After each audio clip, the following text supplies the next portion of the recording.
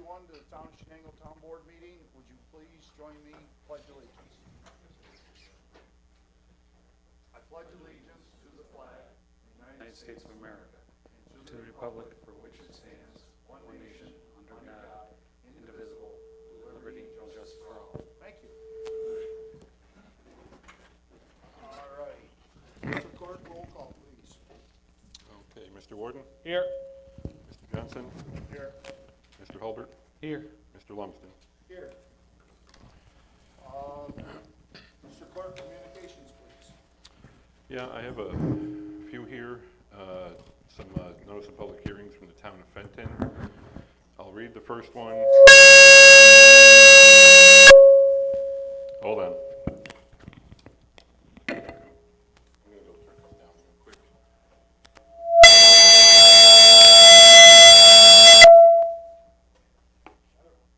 By the way, some person contacted me saying that they could not hear over top of they could not hear it. They could not hear other people. I had that call too, and I believe that Adam got with Andrew, and it was something to do, I'm not gonna get the terminology, I think of it like squelch on a CV, but they were supposed to have fixed it, but apparently they might have it too loud. Hopefully. If you hooked up your earbuds to it, you could hear. If you Is didn't that what it have was? sound on, you couldn't hear it at all through your computer. So when I was in Florida listening, I couldn't hear. Can you hear me? When I put my earbuds in, it was Hear me now? clear as clear. No kidding. All right, Try this we'll again. try this again. Okay, like I said, I have some notice of public hearings from the town of Fenton. I'll read the first one, and if anybody's interested in what the other's about, there are agenda attachments that you can click into. Okay, notice of public hearing. Please take notice that the town board of the town of Fenton will conduct a public hearing on Wednesday, February 26, 2025, at 6 p.m. at the Town Hall, 44 Park Street, Port Crane, New York, to consider whether to pass proposed local law number 6 of the year 2025 to set forth tobacco retail licensing requirements.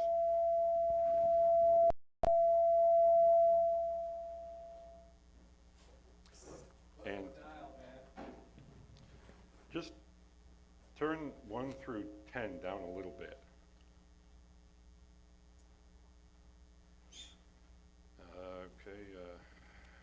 Forth tobacco retail licensing requirements and an application process for the town of Fenton. The purpose of the public hearing is to receive public comment regarding the proposed local law and to allow the town board to determine whether to approve or disapprove of proposed local law number 6 at the public hearing. All interested persons will be heard. The public hearing will be conducted in person and via Zoom. Anybody wishing to participate virtually may obtain login information from the town clerk's office at 607-648-4800 extension 0 by order of the town board. And Darren, I do think hopefully we figured out that issue that made it hard to hear on the live streaming. So hopefully Okay. that'll be good tonight. Yes. Who sent that notice in? Was it the town or somebody in the town I got these from Nate. from Nate? Yeah, so I'll And get that's a them from the bordering town towns. of us. Yeah. whenever you adopt, whenever the town takes an action that's within like 500 feet of the town boundary, and so these are local laws that apply townwide. So actually, when you folks do something similar, We do we the send same notices thing. out to your neighbors. Because it could affect someone that has property right on the line. It's a courtesy. Courtesy call, courtesy thing. Anything else, Mr. Clerk? That's it. Okay, thank you. We're going to move on to open forum. Guests shall speak in an orderly fashion, are limited to remarks of 5 minutes or less. The speaker shall deliver their comments or concerns in a civil tone without the use of profanity, personal attacks, or other disruptive behavior. The speaker shall not be interrupted except in a matter of urgency. Would anyone like to speak tonight? Hearing none, we're going to move on to old business. 5.1, comprehensive plan, the RFP. Gene, you want to take that on? I can just share with everybody the document that, to review that, is just for our discussion on on what we want to do with those areas in the document that were highlighted. Of course, anything else that anybody wants to bring up for discussion. And just as a background, this This was the policy that was adopted from, that we used as a baseline for was the town of Ulysses, which they currently went through that process using this document. The changes here were to change the information that was relevant to the town of Shenango. And, you know, if we look at the schedule, the scope, the budget for that, and then the timeline for the project, to go through that, that's really where I thought our discussion, that was what we had discussed for this. Okay.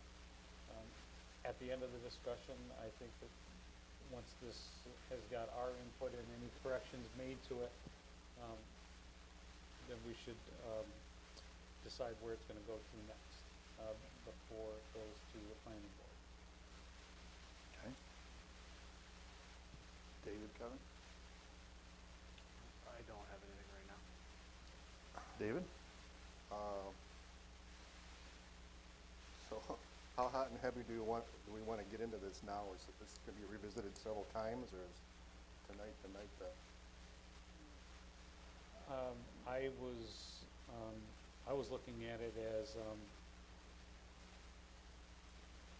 fairly short conversation, so I didn't think that we'd have a whole lot to get into. And just to jump ahead, I think it should go, before it goes to the planning board, after we have our comments, give it to Gavin and to Alex to fill in the particulars of the town information, Okay. the reference, the data, Right. the census information. Finalize that, give it one last pass-through to the town board, and then send it to the planning board. Because I don't have a feeling either way. Like the Ulysses ones, that is jam-packed full of all kinds of words in there that it covers a lot of stuff, you know? Then I compare it to the one that was from Newport, that's just 4 pages. Right. Right. And I kind of like that 4 pages one there.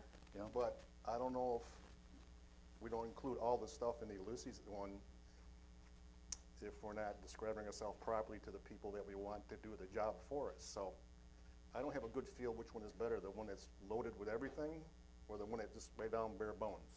As far as us conveying what we want done. I don't know.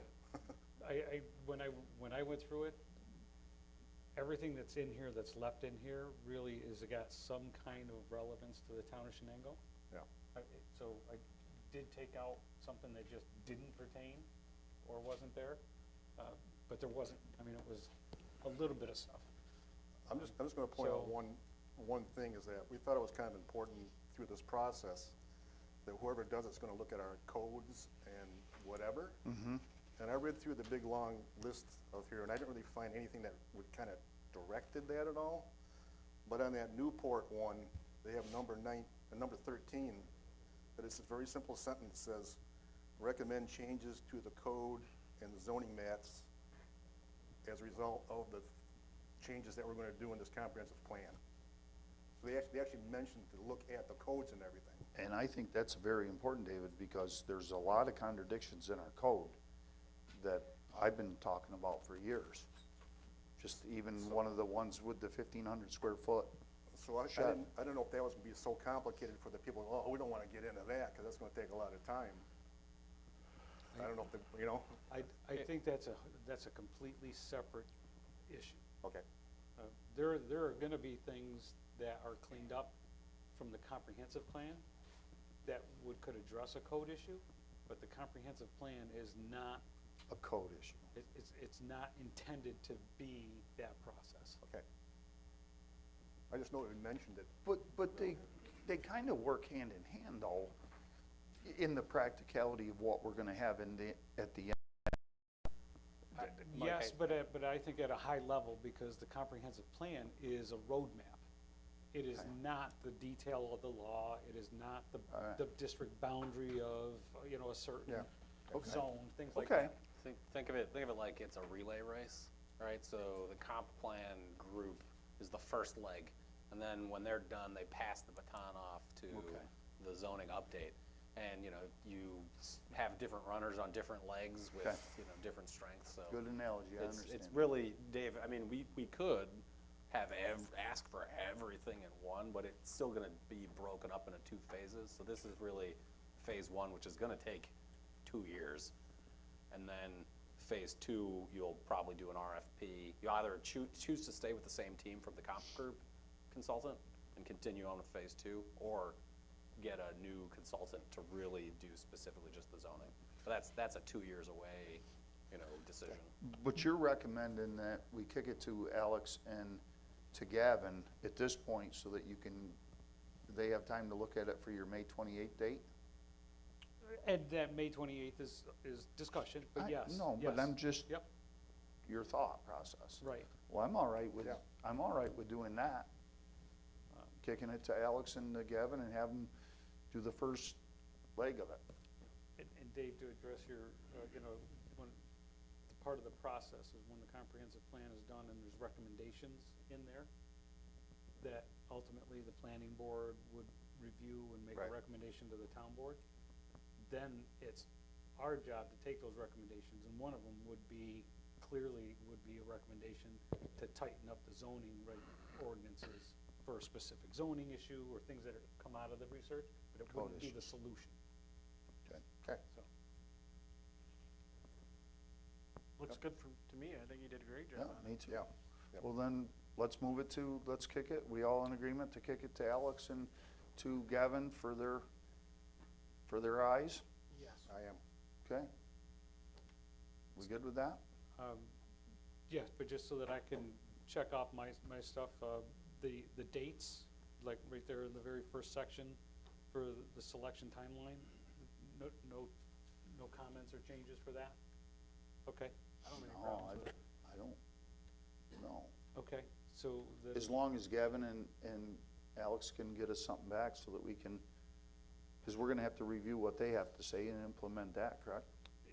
Yes, and I don't see a lot of stuff, but like the criteria for the town census, population Right. information, Should be, filling in, you know, some of the narrative on the town itself, the historical stats of it, information, yeah. you know, that kind of stuff. That's what needs to be done with that, Okay.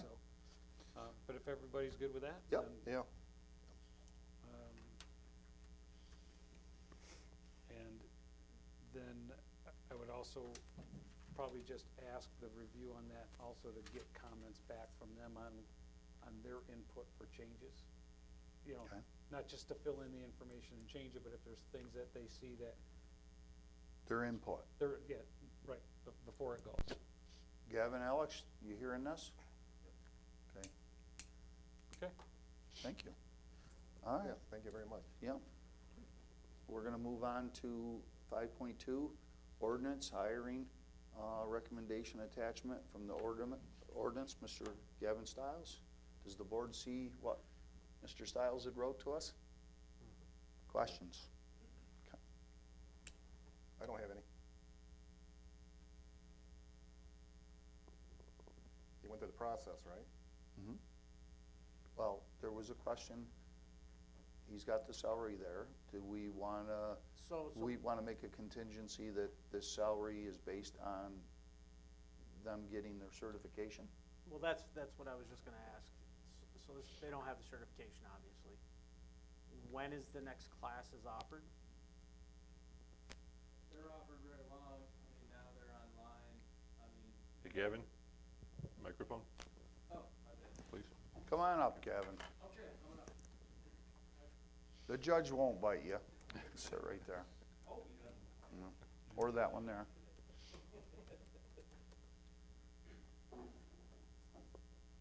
Thank you. Good call. So there's classes, I believe A through F, and they're online now. You don't really have to travel to do it. I'm not aware that the candidate has started any of those, but so the candidate will need to be New York State certified. They'll have to go through a year of probation, and then they'll have to pass a civil service exam. So there's 3 hoops to jump through. So if the proposed salary, is not acceptable, then perhaps it could be acceptable upon accomplishing those three, So, Well, I'd like- those milestones. so looking online, the next classes start March 17th. 9A starts March 17th, runs consistent to July 31st. The last exam for 9F would be August 6th, so they wouldn't be certified if they passed everything to August 6th. Okay. They are able to act with authority, though, between. Under the first three, After the first three, inspector, Yeah. right? BSI, yep. Yep. But they could only do BSI functions, BSI function. correct? Yeah. Building safety inspector, they Yeah, can do I- fire I- inspections and I whatnot. just didn't hear the So function. that would be May 14th is that exam for after the 9C, so. To the extent that this person is also going to be doing zoning enforcement issues, those are not building code issues, and so you don't need a particular certification, to my knowledge, to be a zoning enforcement officer. Only the uniform building. Only the uniform code. I think under our code, a ZEO does not require any of the above. So this person could do all of those things for Gavin while getting the certifications, just as information. What's your thought, Kevin?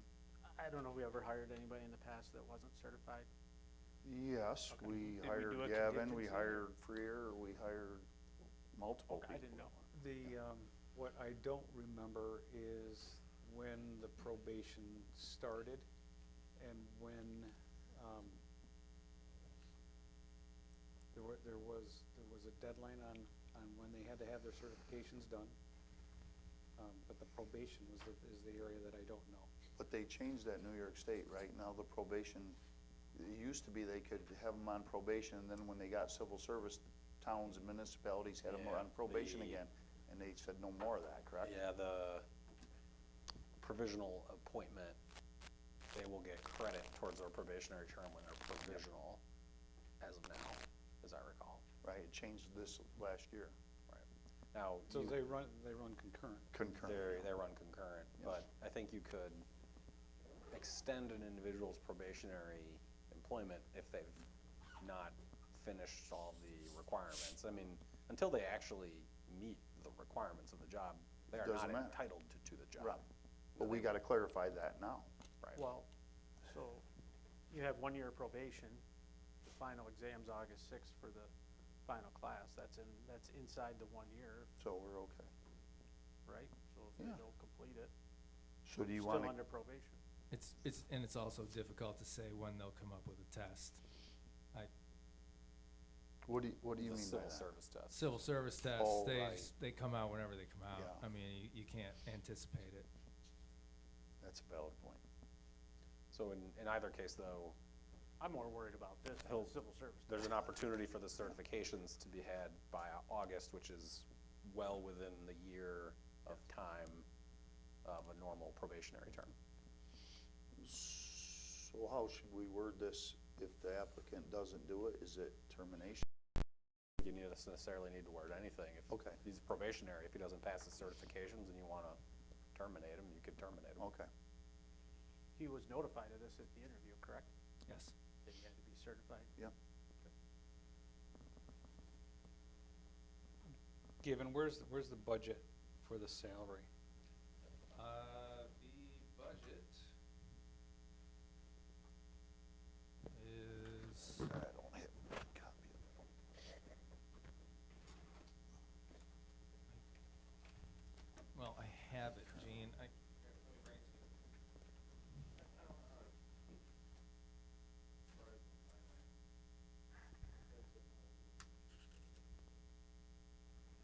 What did we post it for?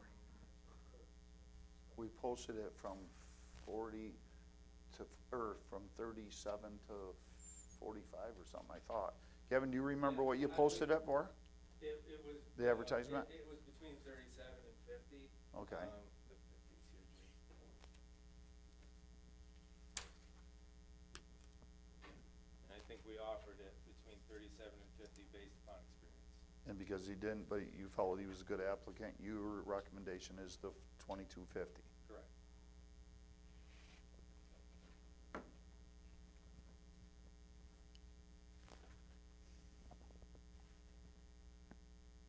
Which one are you showing me which one? Right, I thought you did the highlighted. No. Oh, okay. This is the 50. Understood. So Nope. we had 50 in there in case Okay. we got someone that was Certified. certified and ready to roll. But we said Right. between 37 and 50 based Okay. on experience. Okay.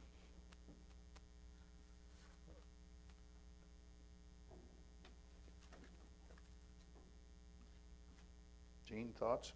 I don't have any issue, I don't have any issue with the proposed rate of the 2250 per hour. Yep. I'd like to leave the language of the 40,000 out of any offer letter. Just do the hourly rate of 2250, Right. okay? That's how the resolution, the hiring is worded, is the 2250. 2250, not a, because it's not a salary. Correct. They gotta earn it. Right. Okay? You good with that, David? I am good with it. And this is gonna be an exempt, non-exempt position? It'd be non-exempt. Okay, that should be in it. The phrase non-exempt is not in it, it's just 2250, An hour. yeah, 2250 an hour. That just works out to being non-exempt. If you wanted. Because it's not worded, the 40,950 is annual, right? So you don't have to word, Yeah, I mean, the resolution hiring somebody, I think, if you wanted to say or identify exempt versus non-exempt, we can do that. I don't think it's required because it's just the person is or is not based on the Department of Labor analysis for it. But this person falls well below the threshold of being exempt.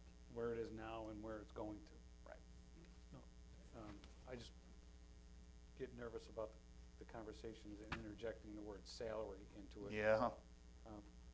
As opposed to like an hourly issue, because they don't, it's not apples and apples, but, We okay with it, gentlemen? Yes, I'm fine with it. Okay, we're gonna move on then. Nate, you're gonna prepare that, you have that resolution? Yeah, the resolution's later in the. Yep, okay. Gavin's done. Pardon? Oh, I'm sorry, Gavin, thank you. Are you done? Anything else, sir? No, sir. Okay. But I'll stick around if you want to talk about Stick- some other stuff. Yep, we're gonna have an issue later. Okay. That's a poor word. Stick around.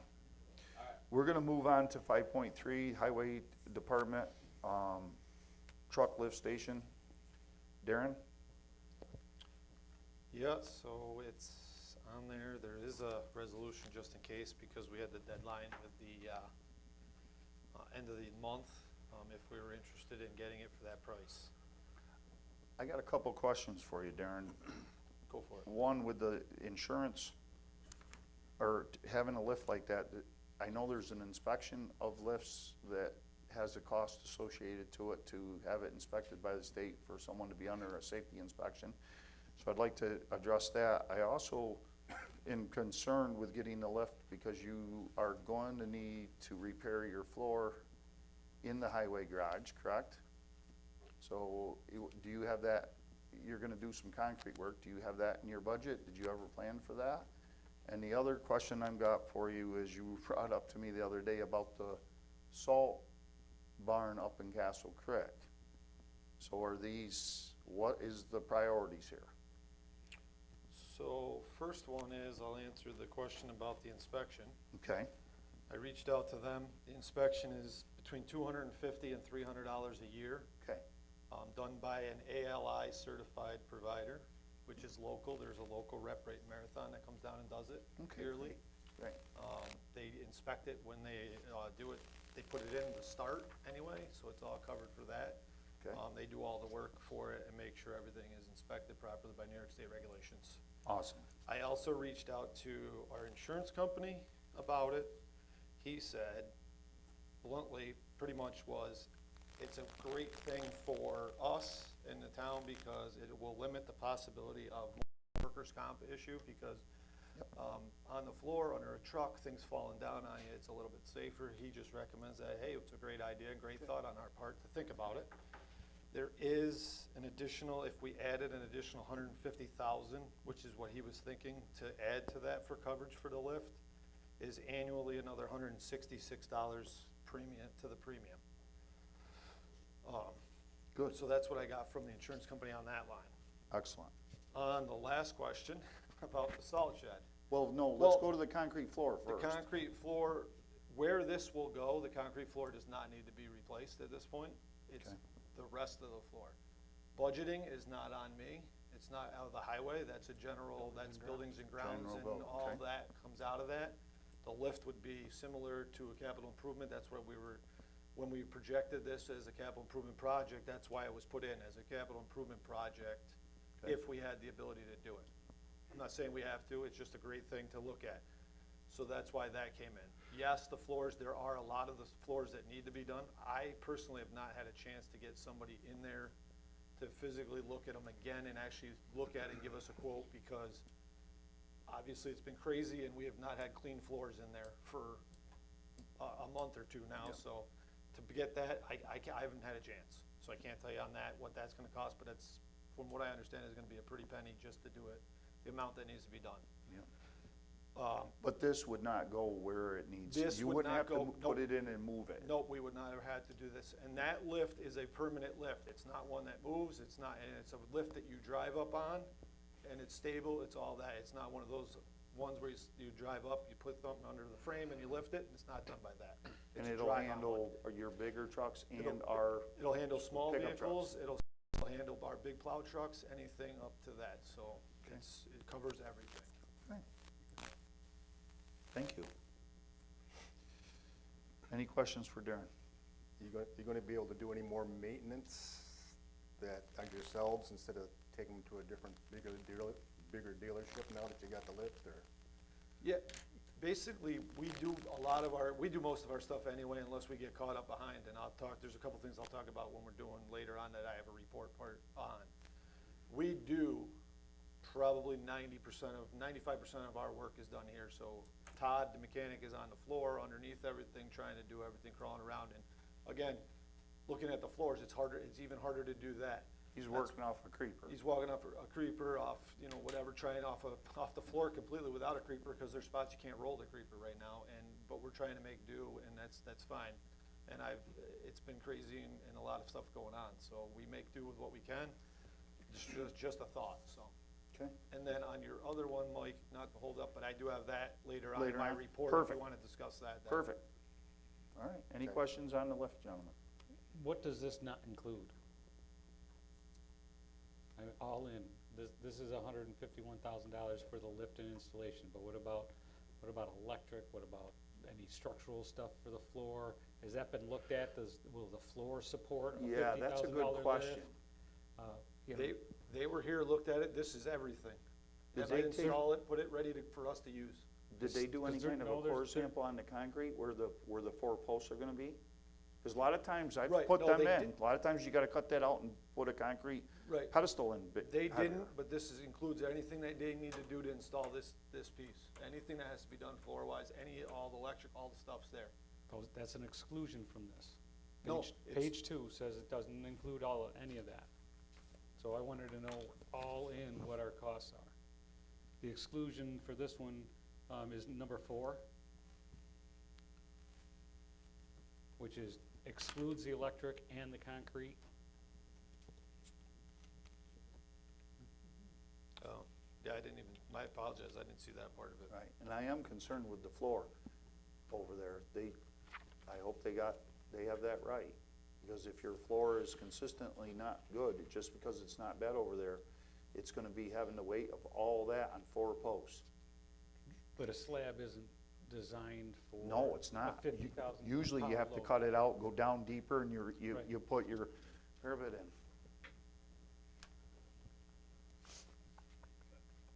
The other question I've got is, are there certifications required for the operation of this lift that the mechanic has got to get? Training, Special you mean? training, certifications? From what I talked to them and what we got from them, no. But the guy will go over everything, instructions on how to use everything and all that stuff with our mechanic to be able to safely utilize the equipment properly. Because there was an issue a few years ago with someone that would, the town truck rolled off and crushed the man against the thing, so we gotta make sure they get whatever training they're gonna need. You know, and, you know, just the operational issues, you know, the one-man, two-man blind spot controls, Yeah. you know, somebody, well, you know, I don't, it says all of that electric is excluded, so, you know, where are the safety features for it to be lifted and nobody in any of the crush zones or pinch zones? Yep. We can hold off and I can double check and make sure, and I can hold on to that and make sure you can get me those answers with the floor. Because I misread that, I didn't even read, I was assuming that was part of the whole thing, because he physically came, looked at it, told us exactly what we needed to do, what he was gonna do, and it was all good the way he quoted it, so. That being on that page, I'm also a little concerned too in what you're saying, so I wanna find that out too.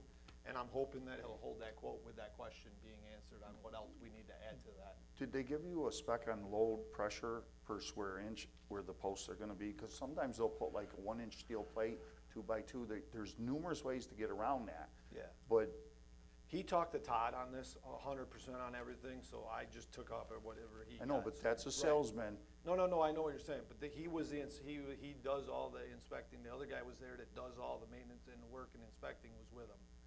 So. Well, I think what Gene's point is, there's a load bearing, and that floor was not designed for a load bearing, and I was just curious if Right. the company has a spec for that.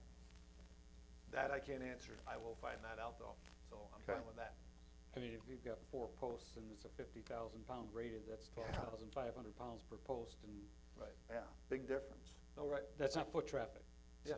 You know, so it's, but you're also got trucks driving on it. Yeah. You know, so I just wanna make sure that it's part of it. We just don't want surprises after the Oh, fact. yeah, no, I agree 100%, and I'm glad you saw that. And like I said, there's different ways they can spread that load out, Right. either by taking it out and putting a footer in, or steel plates, so. Yep. Okay, Just when, as long as you're running that to ground, look at what the, exclusion number 5, what the risks are there, and if there's any contingency monies that we're gonna have to deal with for those issues. You've got a hydraulic lift, you know, what happens with your environmental issues when there's a hydraulic leak, how does that capture it? And I don't see that in there. I wouldn't think that it'd be any different than what's going on with it now, but I just, yeah, it would just be I your don't know what your speed cap, process right? is. Yeah, because we have a separator, oil separator for all that stuff anyway. Yeah. That basic, the way it's set up on the ground now, so anything happens, if it does bypass our catch cans and things like that, it's in our oil separator already, so, which is a very costly thing. Okay. But yeah, I'll check on those. Okay. Anything else for, Just, what's the time frame? We're gonna be discussing this at the next meeting? So, you know, I'm gonna try to get you answers. I'm actually not gonna be here. I'm in a, Highway Association meeting in Albany that night, next meeting. I'm gonna try to, well, because the date is the end of the month to hold this quote, I'm gonna try to get those answers before that, and then let him know that hopefully on the 5th, if the answers that we come up with are okay, that if we make a decision on the 5th, that would be great. Okay. And if he doesn't hold that quote, then I'm just gonna say no or whatever, and we'll come to that conclusion on what it is. But I We'll also make have, sure he's when got we get to everything other covered. things, there's other things that are a little more priority to me anyway, right now too, that may change, so. I just wanna make sure we're Yep. covered there and we don't have any surprises. Nope, I have till the end of the month to get this from him, all the answers, so. Perfect. So Darren, for the pricing, I know they always say, oh, we're holding the quote through this day. I mean, the way the contract is with the state, it's a guaranteed discount off of whatever their list price is, and so, I mean, yeah, if it's, insofar as they're changing their list prices, then you have some exposure there, but That's what it is, I believe. He said the list price is gonna change. Our It percentage. is gonna change? It is. That's what he can't hold, because that has to go up And with the given, change. given the tariffs and things, I can see that The actually discount, happening. yep, the discount's the same, so that's not an issue, but what he Okay. did say. But that's All right. not his, so we'll figure it out. All right, All right, thank you. Thank you. Anything else, gentlemen, for Darren? Okay. I don't have anything. All right, there's no public hearing tonight, so we're gonna move on to new business, unsafe structure procedure. Nate, you wanna talk through this, or do you want Gavin to do it? I think Gavin should take a stab at it. and Okay, then come on up, I'll help. Gavin.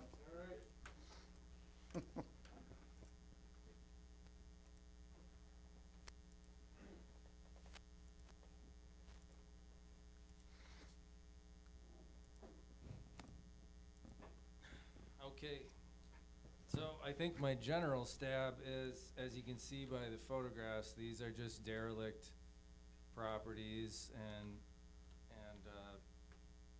as I've read in the past, chapter 26, buildings dangerous or unsafe, say that at any time, the town board by resolution may direct an appropriate town employee or hire a competent person to inspect any structure in the town and report to the town board whether the structure is dangerous or unsafe to the public. In section 26(3), subsection A, if the person directed or employed as set forth in section 26-2 reports that the structure is unsafe or dangerous to the public, the town board shall cause a notice to be served on the owner, et cetera, et cetera, et cetera. I mean, I can read it if you want me to, but, so, Kevin, I think it's not in the documents as you're reading it, unless I'm missing it, but I think it'd be important for the record that you read it. okay. I'll take it from the top. Subsection A, if the person directed or employed as set forth in section 26-2 reports that the structure is unsafe or dangerous to the public, the town board shall cause a notice to be served on the owner or someone of the owner's executors, legal representative, agents, lessees, or any other person having a vested or contingent interest in the same, either personally or by registered mail, addressed to the last known address, if any, of the owner or some one of the owner's executors, legal representatives, agents, lessees, or other persons having a vested or contingent interest in the same, as shown by the records of the receiver of taxes and or in the office of the county clerk or county register, containing a description of the premises, a statement of the particulars in which the building or structure in unsafe or dangerous, and an order outlining the manner in which it is to be made safe and secure or demolished and removed, a statement that the securing or removal of the building is to commence within 30 days of the service or mailing of the notice and shall be completed within 60 days thereafter, unless for good cause shown such time shall be extended, a date, time, and place for a hearing before the town board in relation to such dangerous or unsafe building, which hearing shall be scheduled not less than 5 business days from the date of the service of the notice, and a statement that, in the event of neglect or refusal to comply with the order to secure or demolish and remove the building, the town board is authorized to provide forced demolition and removal, to assess all expenses thereof against the land on which it is located, and to institute a special proceeding to collect the costs of demolition, including legal expenses. Thank you. Nate? So Gavin has, for at least 2 properties, which Gavin will hopefully have the addresses for me, previously asked you for permission to go and make a inspection and report. He has provided, at some point prior, I believe, Gavin, again, correct me if I'm wrong, a report for those 2 properties. He's also requested permission from you folks to go and make an additional reports regarding 4 other properties. And so I think what Gavin is ultimately asking for tonight is permission to inspect those 4 other properties. And then also, it's on you folks, as Gavin just read under the town law, to decide whether or not you want to schedule a public hearing and cause notice to be served on the owner of the public hearing for the 2 properties, which Gavin has already reported to you about.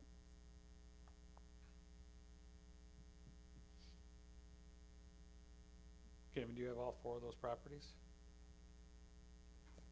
I believe they're on the agenda. I mean, there's, Yeah, Well, he's got 4 listed here. No, So I see the. 3 listed. Yeah, Gavin, Right. you've okay, got, so the 2 previous, by resolution, I was given, per section 26-2, at any time, the town board by resolution, so the previous 2, by resolution, I was given the authority to deem them unsafe, and I was asking for a resolution to For the deem 3 other ones. 3 more. and that's 1107 River Road, 32 Willett, and 398 Castle Creek. Correct.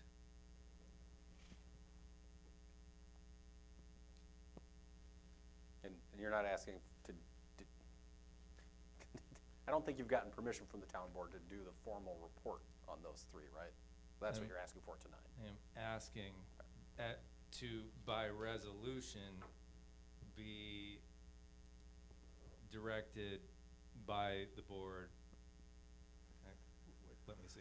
At any time, the town board by resolution may direct an appropriate town employee or hire a competent person to inspect any structure. So by resolution, I would like permission to inspect and deem these things to be unsafe and dangerous so that we could move forward.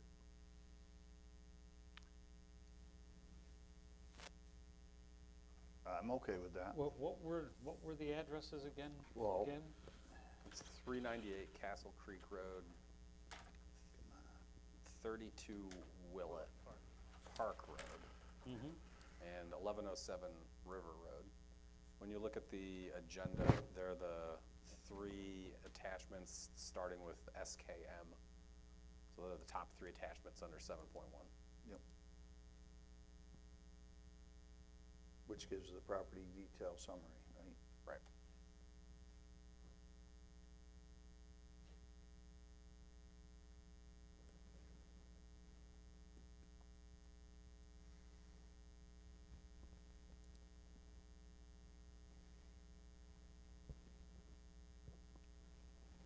And the associated photos that were with those? The 10 photos that were there, those are all associated with those specific 3 properties? They are. Okay. I believe I wrote in there, I mean, they were taken from a public roadway. Right. Uh, You can see that you were on the road. yeah. Well, One for of them. Willett Park. well, I'm sorry if they were misleading, I mean, Which one, Kevin? Willett Park, you were in the structure? I was with the fire department. Okay. The day of the fire or The something? day of the fire, it was a Saturday morning, they called and said, if you want to get in there, the time is now because So we're they here. had control of that Yes. property because of the emergency of the fire? Correct. it just was not possible for me to distinguish which photos went with which request. I can make that more clear. I think that you're gonna wanna put some more effort into that in the future, because if it package, each one of them separately, an individual package would help out for how you're prepping the paperwork for the file for us to make that decision. That would be Understood. helpful.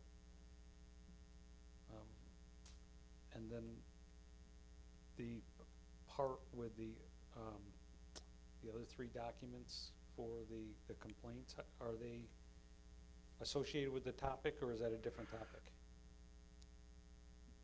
I'm not sure what the question is. There were 3 complaint files that were unsafe structure for the unsafe structure procedure discussion and the unsafe structure discussion. There were complaints that were provided with some, with some of them, and other ones were just, you know, like the Willette Park, you know, I went out with the fire department, and it was clear that, you know, there wasn't a complaint on it, but it was, Well, I'm just asking if those 3 complaints are relevant to the 3 properties that we're talking about. if the complaint itself shows the address of, Gene, yes, they should be. So so those are on the private side of the board agenda. I believe those are the ones that Gavin had circulated at some point relating to these properties, and so, So the three complaints that I have here are not associated with the three addresses that oh, you. they're not? No.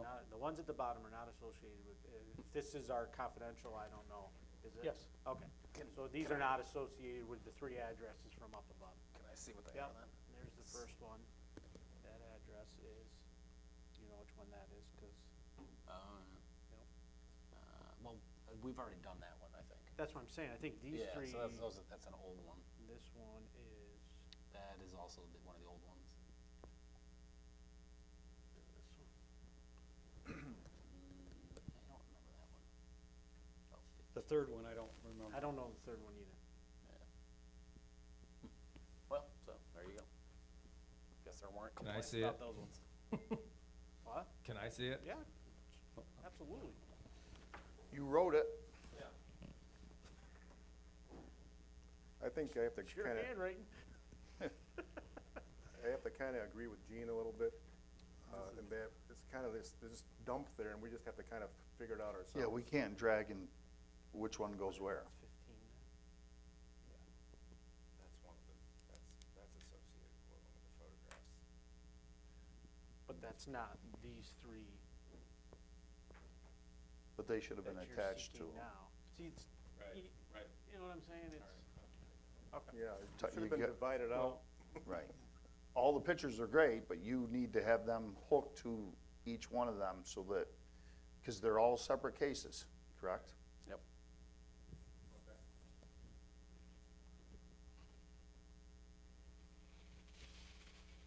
Okay.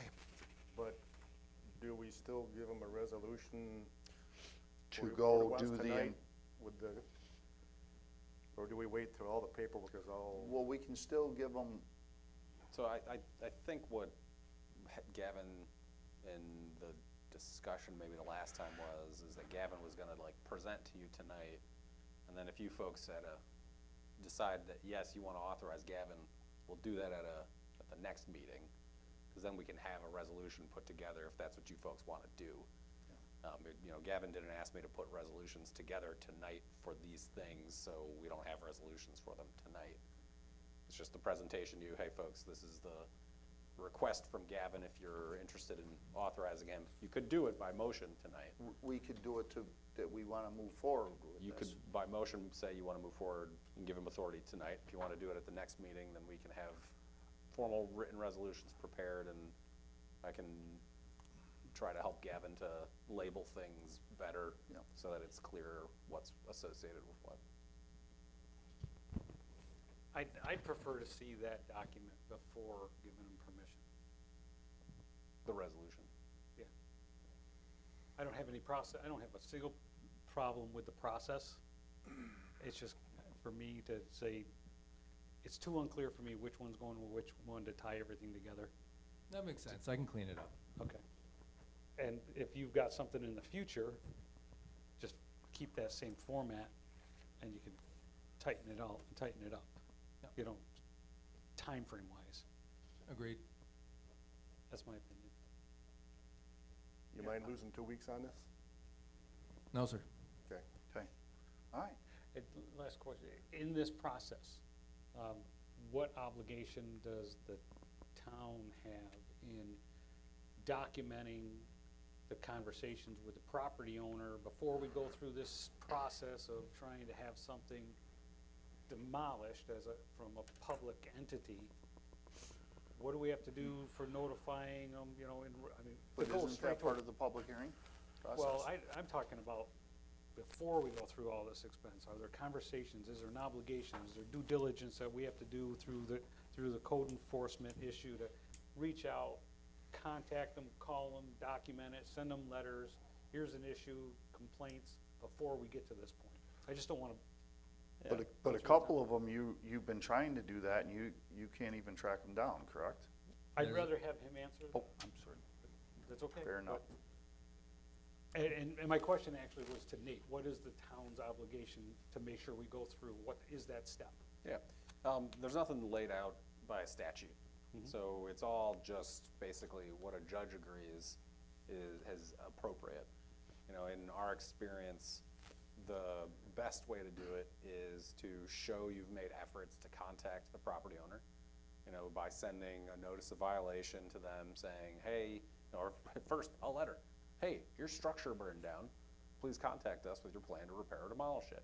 Last known address, document that you sent it by certified mail, show that it bounced back, right? Document whatever efforts you've made to try and skip trace a new contact person. Keep track of any future mailings that we send, right? So under your town procedure, we have to serve the property owners with the notice, so we're gonna have that. You know, then we will hold the public hearing. There will be minutes of the hearing here that would be part of the record in front of a judge. You know, then of course, when we get in front of a judge, we'll have to serve all those papers on them.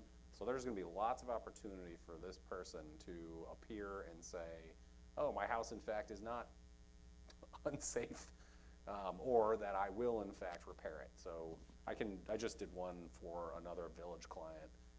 That property, the village had attempted to contact the owner for a course of a year, 3 or 4 times, then went through a similar process to what you guys are doing, which would be having a public hearing, you know, serving the notice of the public hearing, having the hearing, serving the order on them, directing to do it, and then commencing the lawsuit, getting all that stuff served. The judge had no issue with any of the process that was done. The person just never even appeared, which is also common. These people often just walk away. They don't want anything to do with this stuff, unfortunately. So, Gene, I think, is there an obligation to do it? Yes. What matters is satisfying a judge, and whatever we do, by following this process, we're gonna satisfy a judge with this process. I have every confidence of that. Okay. So is there a timeline that this has to happen within, like you send them 3 notices within 3 months, or? No, it doesn't even need to be that specific. Like the client I was referencing before, they sent a letter in 2022 and then another one in 2023, and then in 2024 decided to like really try to push these people, and again, the judge was satisfied. I've seen others where it's like notice, order to correct it, you know, service of the notice on the person. And we like to do a couple notices of violation because the Supreme Court judges want to see that you tried to resolve it through the local process before you go and ask the Supreme Court judge for full-blown permission to just demolish it. But if the thing is really, really unsafe, if like you're really worried that thing's gonna actually fall over immediately, skip all the front, just immediately go to court and ask for permission to get in there. You might even not go to court first. You might just demolish it if you really, truly think it's in imminent danger of falling over, and then go to court and say like, Judge, we just did this, please, you know, declare it was appropriate because of these concerns. I mean, it's kind of case by case, but generally speaking, especially with these ones, there's no danger that they're gonna fall on somebody unless somebody goes in them, right? It's not gonna harm a neighboring property. So I will make sure that we have enough notices before we actually go to a court proceeding. Okay, good with that, David? Yes, I am. Okay, Kevin, you good? Yes, I'm good with Okay, we're gonna move on then to 7.2, Judge Fetish, hiring concerns budget. He has to be put on. We put him on this agenda. It's your stage. Good afternoon, thank you for letting me address my budget concerns. First of all, I want to apologize. I checked my percentages. I'm not good at math. I don't think my percentages are exactly right. I kind of went through my numbers today, and originally I was looking at for a potential of a total of a 4.89 increase, but today, like I said, my numbers, I come up with it's like 3.8, so it's about 4. I just want to apologize. If you're looking at my percentages, I won't guarantee that they are correct. I'll say that straight up. That being said, one of the issues that I'm going to go with baseline on here. Since 2019, we have gone through 6 different full-time clerks and 1 part-time clerk. At that time, the one that retired was making $47,000 a year, which was an average salary for a court of our size within Broome County. After she left, the salaries for all the new hirees were drastically reduced to the 30s, low 30s to mid 30s. So I've been trying ever since to get the salaries back up to competitive where they have been here within within Broome County, and try to get qualified, competent court clerks in that.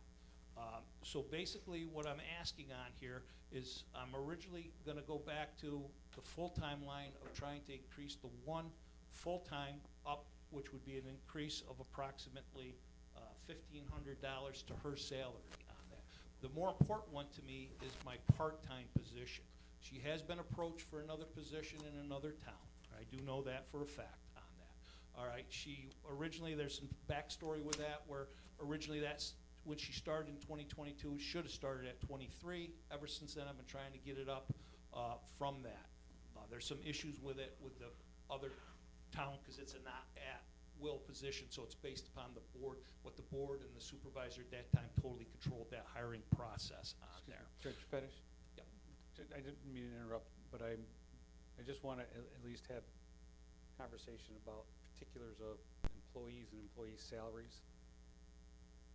And those are issues that we typically don't discuss in public for individuals in salaries, so I just want to say that. I don't have any objection to the conversation.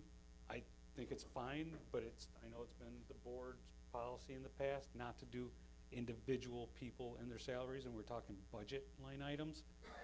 So that's exactly why I'm doing for the two budget lines. We I separated understand, but the- you're getting into individual people and their issues. and Okay. their issues. I Gotcha. don't have an objection to it, but it's just different Well, I can move than on. what we did. I'll move on with that. Basically, we are one of the busiest courts in Broome County, and some of the attachments that I gave you, if you start looking at attachment number 2, this is our 2024, basically the amount of cases, whether they're traffic cases, criminal cases, and everything. If you look on there down below, I'm showing on you that the money that we collected in the court was $337,428. Of that, the town only received back $100,051 of that. Traffic diversion was brought in, was $129,900, and bail forfeitures of $552.51 were brought in. So that was a total of 5,000. 5,000, correct, I'm sorry. So that was a total of $235,202 that was brought in to it. I checked with the bookkeeper, I asked her for what were my expenditures. I even wanted to know if we could get the numbers as to what the burden rate expenditures and everything were. There's certain numbers she couldn't give me, I think like FICA, and there's other things that are issues with it. But basically, she provided a number for me that the clerk pay was $122,562, all right? Obviously, that's not what was budgeted for there. If you add in all my expenditures on there, that comes out to $193,844 in total expenditures. And now that number I'll say would be correct, because I got that from Lori, all right? She provided that for me. And then I asked her what our total revenues were. Again, she verified that our total revenues that she showed were $224,000 on it. So there's a difference of $30,000 right there of money that was brought in 2024. And what I'm saying is, I'm asking for an increase to the budget, and the total increase to the budget that I'm asking for is basically going to be a $7,431 increase to my budget, to be used to increase one hourly salary rate up, and also the salary full-time court clerk position is what I'm looking to do. And again, the stats I've attached on here, where I've come up with these numbers, if you look at like number 3, we are actually number 1. This is, even though this is the 2023, because the state, believe it or not, comptroller has not finalized their 2024 budget, but I can tell you what our 2024 was $337,000. So we're close. We're always kind of close. All the towns and villages are fairly close. We annually rank high in Broome County for the total amount. Now, I know that's money coming in, and that can vary, but that is a baseline for how much work these clerks actually do. And then if you look at number 4, these are strictly traffic tickets in 2024 that were reported to the state on there. We ranked number 3 for the total tickets, 9.8% of all the tickets in the county. So you add that to our criminal, where you might see Windsor there, but Windsor's criminal is a lot lower. With Front Street here, we have been certainly had an increase of criminal cases as well that tie things up. So that's what I'm showing you with that. The number 5 item on there, this is a court clerk and judge's salary study that the numbers, I've verified some of these numbers, but not all of these numbers on here. If you look at it, the town of Shenango is at the low end of the busiest courts. I'm not saying all courts. You can't compare us with Lyle or a town court that, if you look at like money, so say you go to look at, Nanticoke might be a good one on here. If you look at Nanticoke, they had 28 traffic tickets. You know, you can't, it's not apples and apples. There's apples and oranges, even though we're all courts within Broome County. So you can't compare a lot of those numbers. But if you look at your Vestal, your Union, you know, Union's population's almost 20,000, how big they are. You look at Dickinson, which is somewhat comparable to us, and you look at their salaries. Now, all of Vestal, Dickinson, Endicott, and Johnson City, they all just recently had to fill for retirements. And that's where you see a lot of these salaries so high now. This is the competitive rate for court clerks with experience. Johnson City, if you look at them, they have 5 clerks. And my question was, why would the number 2 full-time clerks so low? Well, that was a compromise they had to have in order to have 3 additional clerks because of the volume of work we have. We need 3 clerks. The part-time clerk works 21 hours. She does the same exact and has the same responsibilities as the other 2 full-time clerks and can step into any position. It's not like it's a part-time position that someone's just answering the phone or doing limited work. She does exactly the same thing as the other 2 full-time clerks, and we need it for the operation. So I'm here to answer any questions. I don't know, I'm just trying to, I've been doing this for years now where I come in and I've been doing it, and the board has been gracious at times with things, and I understand your position, but again, I always come here with numbers. I don't go high with a chance of negotiating. And I know we don't want to negotiate against each other. The numbers I'm asking are what I'm asking. I'm not gonna come back in 2 weeks or anything like that. It's not gonna be a tit for tat, you know, this is what they offer or this or that. I'm saying this is what I feel I need right here, right now, in order to maintain my court to the proper standards and of operation that we have right now. That's why I'm here. Well, I'll start out with thanks for the information. There's a lot of good information on here that I haven't seen before. I guess my only question would be on the first page, when you're asking for your increases, I came up with a total of 5396.44. You may be right. The number is, I'm asking for the. 1505.42 increase for the clerk to justice. Yep.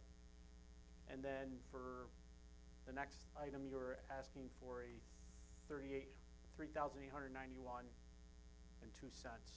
for the part-time. That number. Yeah, And that sounds. That comes to 5,396.44, not the 7,000.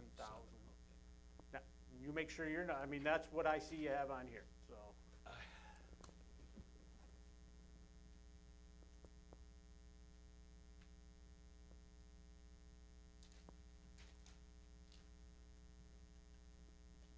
came up with an increase from the 25. Let me get my calculator out.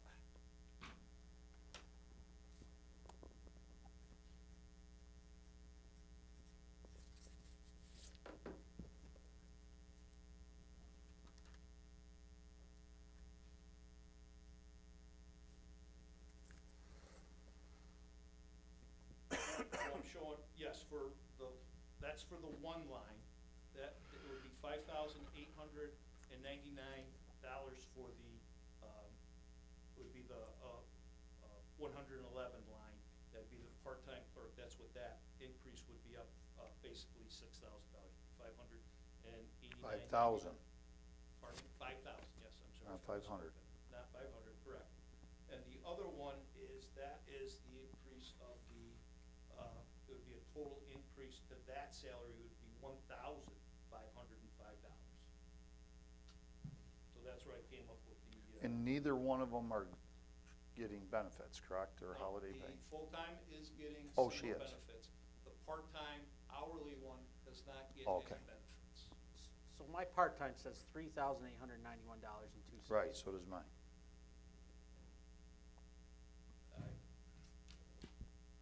I apologize, like I said, math is not one of my better suits with things. What I base that upon, I'll just quickly go through myself here what the numbers are.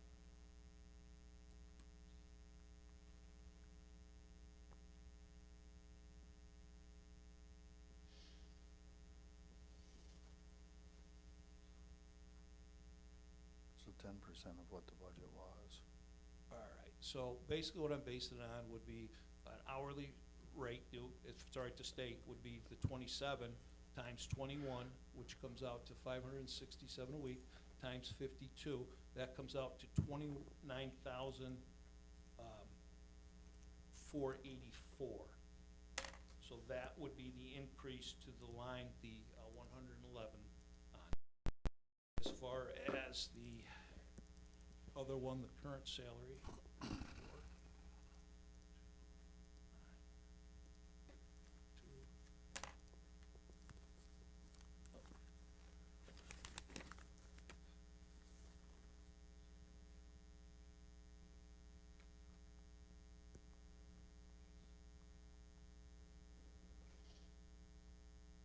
We're talking a $1,500 increase with that. Now, obviously, that's not with the burden rate increases or any of that.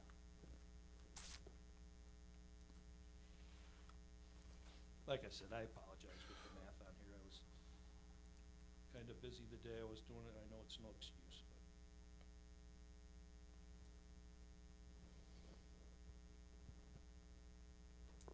If you lose one of your clerks, does that affect the numbers of revenue that you brought in? Oh, absolutely. The biggest thing it's gonna affect is the diversion money, because right now, if a ticket comes in, a clerk will touch it, for a diversion case, probably 6 to 7 times. I'll tell you right now, if I'm down to one clerk, I'm not gonna accept diversion anymore. There's no reason, with it. Basically, that money that goes directly to the fund, we don't have to do that.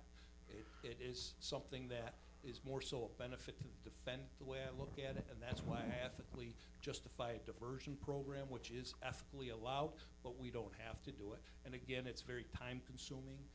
It ties up the clerks, and that's the main reason to have a third clerk too, is to be able to have that time. So I'll tell you, if I go down to one, I will say, we did interview somebody today. She's looking at the benefits. We've got everything that I've put out there. People have until Friday to apply. She's the only one that's applied. She's a current part-time in another town that is interested in full-time employment. I did go to every department in here and asked every single person if they were interested in the position and advised them what the salary was. One showed, I would say, curiosity, but no interest in it.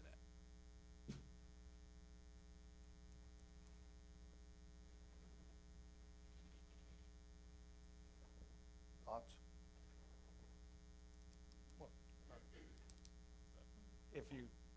If you just take a look at what the burden rate is on a $45,000 salary position, it's upside down when you're talking about the diversion money. So I don't know how financially it isn't better off for you to stop taking the diversion. I was thinking the same thing, stop doing diversion. I mean, that's a huge workload issue that's gone. And that affects the number of clerks that you need. Well, we're still handling the tickets. It's just that the clerk themselves aren't touching that 6 times. But it doesn't mean, the other thing that's gonna bring up also is that there may be more traffic trials. So you're gonna have busier days. Because people won't take the plea of the diversion, yeah. they're gonna fight it. Yeah. So, I mean, there's pluses and minuses on both. But if I'm down to one clerk, there's no way that clerk can do criminal and traffic. Just, there's no way. So, Not at that volume. not at that volume, no. I've got a hard time having a conversation about budgets in February when we just did all this. And historically, when we've done this, it has been it goes back through every other employee in every other department in the town. I agree with you on that, but I also believe he's in a little bit of a trouble, little problem right now. And I don't wanna see, I mean, the numbers that you showed us were the busiest, one of the busiest. But we're not talking about change in volume here. This is just a dollar issue on salary. This has nothing to do with Yeah, but- workload. It doesn't have anything to do with the hours of the week. It's just dollars putting somebody in a seat. And I'm not talking about just a somebody. I understand you're talking about a skilled person that's got experience. I just, that's the framework that I'm looking at this in. I'm also here because what, if they leave, then for me to try to get somebody to fill the spot, are we gonna be just playing games? I've sat down with my clerks and explained what my goals were, what I'm trying to do, and they understand it. So I don't, I've had very candid conversations with them, that when they know that they could potentially go somewhere else. I know of one other clerk in Broome County that's scheduled to retire in August, and that may be a sought-after position. So, I don't know what's gonna, nobody's gonna make promises, nor would I hold anybody, but I think I'm here telling you that my experience in doing this for 10 years, this is what I need for my operations. And again, I understand doing stuff in the middle, but that's what we did with the budget. I think what I'm presenting now is basically what I originally presented to the town on it, maybe even a hair low from what I originally proposed. So I mean, I'm here basically putting it on the record that I'm here trying to tell you what I need for my operations. So if it comes down the road, I don't know what to tell you, because I'm gonna need people. So, And if you don't I have get it, to- I understand what your job is, I truly do, but I'm telling you, this is what I need. But I look at it too, that if that's what you need, if you don't have it, they're gonna leave. There's not a pool of clerks out there that we can have. You've asked everyone in the building if they wanna do the job. The answer is no. You don't have a lot of applicants to pick from. The town has done that in the past and let people leave, and then we bring them back at higher numbers per hour to fill our spot, cause we're jammed up. I put it So we're out, training people to go to other towns. I put it out to the 10th judicial district, which is 6th judicial district, 10 counties, and only one person's applied. Well, if you, like you said, if they do leave, what I hear is like when Dickinson and Vestal needed that position, they had to be paid $12,000 to $15,000 more To get than someone. what we're talking about now just to keep these people. And there's So- no guarantee that they're gonna stay. But then you don't have that, then you can put it out you can put that out, back out to the public and lower your rate and see if you can get anyone. But they're known entities, they're good employees. It doesn't seem unreasonable to me. We just kick them to the street, and then we're just, if they don't stay, we don't have that burden. We don't have anybody here. I haven't seen a single paper from the judge saying, I've got a resignation and this person is going. We're making preemptive salary increases for something that's not real. And that bothers me. Well, we have the one that resigned that you We authorized me had to one fill. already do That's right. that. So I have one opening, so I don't have an opening right now. As far as. You have an opening right now. I have an opening, Right. yes. So I do have an opening. You know, I look at this different. I mean, I'm not like the highway department where we have to worry about maintenance on vehicles and the cost for vehicles each year. I don't know how you could run their thing if you look at it, well, why don't we keep the vehicles till they break down?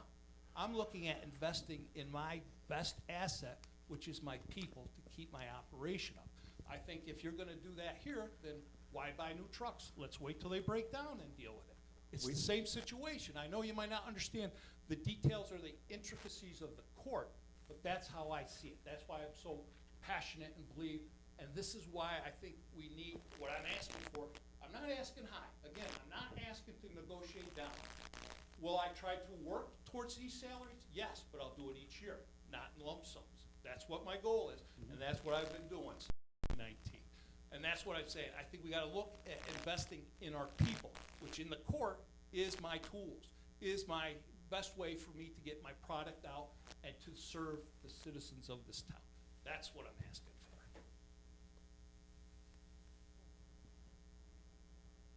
The last thing that I'll say on it is that when we went through this at budget time, what we got for budget numbers on the expenditures, the court system was not running in the black.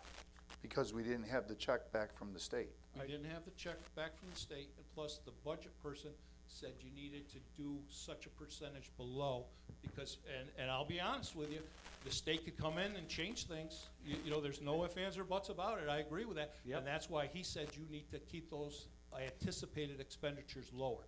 But if you look at historically where we've been at, we're pretty much always standard, within a few $1,000s.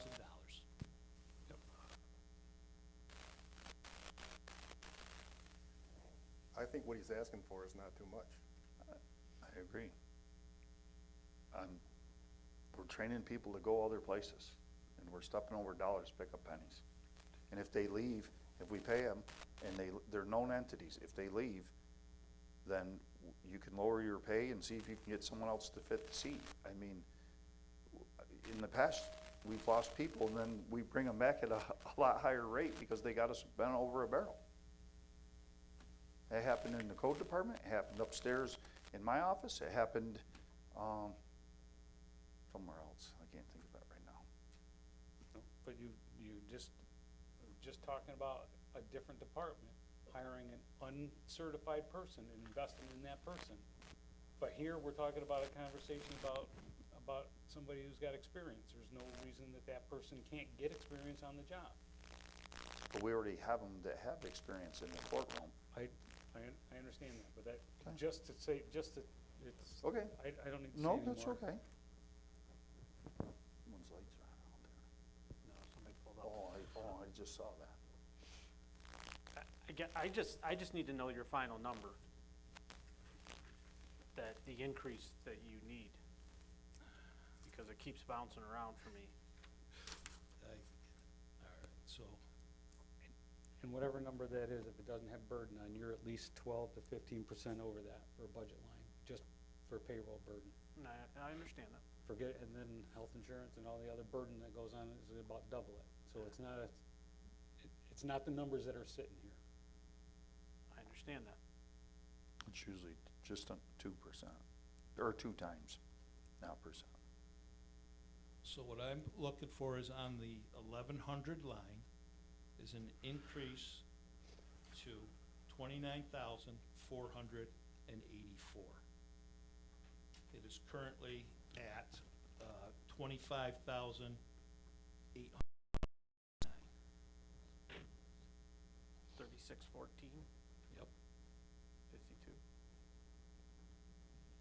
All right, so, and basically, what I used the numbers for the full-time was the increase that I used for when I submitted my proposed budget on it. So basically, if you look just from salaries, I'm looking to increase the salary of $44,292.58. That's the current listed salary for that position, up to $45,798.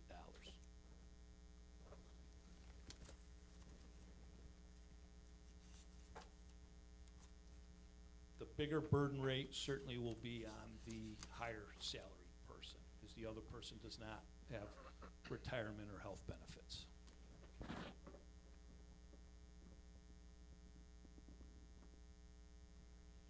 I'm looking at no change for the other open salary line. Keep that right where that's at.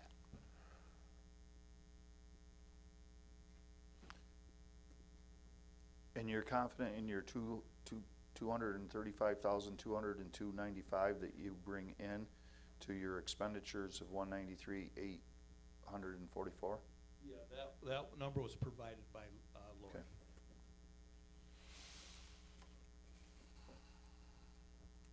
I can tell you in 2024 what we reported from our end, but I don't think all those monies have been reported back from the town side yet. But I thought she gave you all of 24. She gave me all of, you are correct, I'm sorry, that was looking at that wrong. The number she gave me, she said, was the total, revenue that the Justice Court brought in up until 12/31 of '24. That's her notes that I'm reading. And Judges, the .110, So is that he's got one a or net two? gain of 41,000 is how I see it. or I'm is sorry, that the not? .110 is, Yeah, is that one or two positions? that's one. Trying to figure out exactly. What are you doing with the other? Yeah. Three, You figure that you out. you have three clerks, two full-time and a part-time. The two are in the 110, Right, that's what I'm saying. and then the one is in the 111. Right, but the 1,500 is not, that's one, That's what I said, I'm not asking for an increase, because I don't know who I'm gonna get for this position that's open, so I'm not gonna deal with that this year. The salary, I'm satisfied with the salary that it is right now, so I'm not asking for any increase for that, not gonna I'm good with that. I'd rather keep the people I have and I know than try to bring in an unknown. what are you gonna do with the position that's open? I'm gonna fill it, but I wanna fill it at the position you guys already offer. I'm not asking for an increase to that. It's only the current one that's sitting upstairs and the part-time.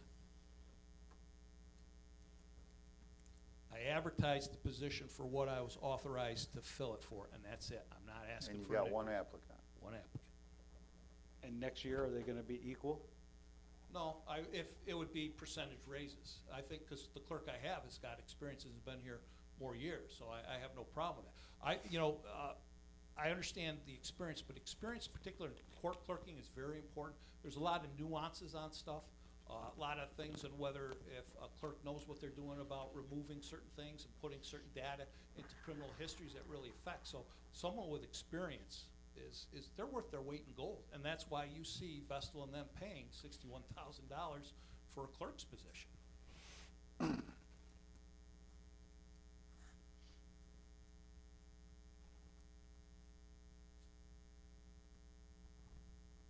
The clerk that left went and is making $8,000 more right off. It just blows my mind, the ability that they do have once they get experience. You're getting really dangerously close to your expenditure revenue break-even point, where it doesn't matter what you're asking for salaries, that's a losing department financially. Gotcha, but I'm not in the business of generating money for the town. No, but but it's still taxpayer dollars. Right.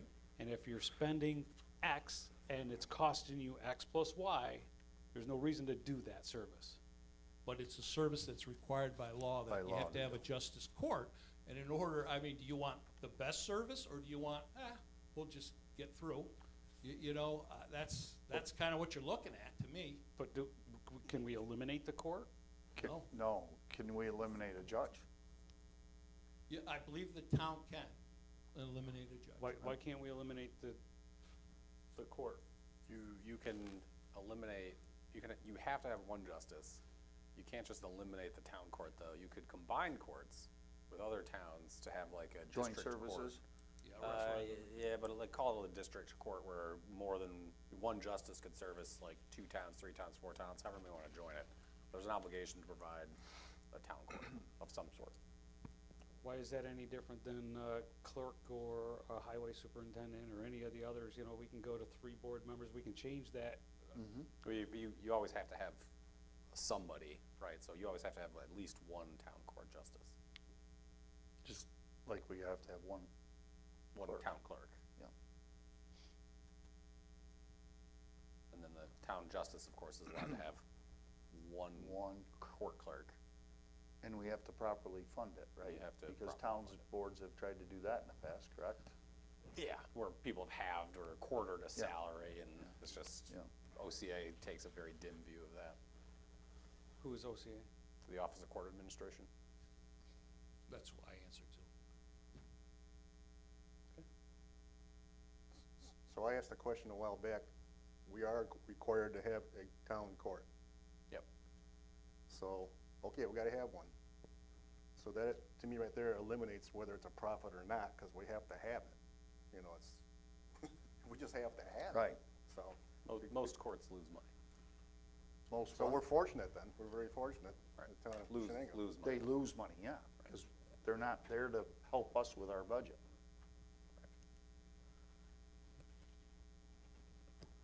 So if we're at a standstill, and we can pursue in the future whether or not we wanna get adjustments to the court, I'm in favor of asking for what he asked for, as long as you got a figure there.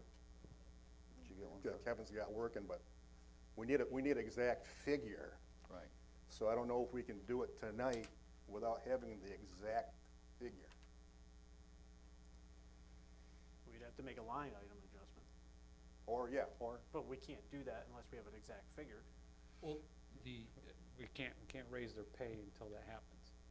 We can't raise their pay until we do the line adjustment, where we're taking it from, where we're putting it in there. But we need to know what We that need to is. know the number, which, I mean, the number I came up with, $5,119.94 without burden. That's both of them? That's $33,614.52 for the part-time, and $1,505.42 for the full-time. And then, you can it is what it is. the burden. that's without burden. Yeah. And like, I understand that maybe the part-time doesn't get health Still a insurance. little Burden's burden, gonna be less. Doesn't get health insurance for it.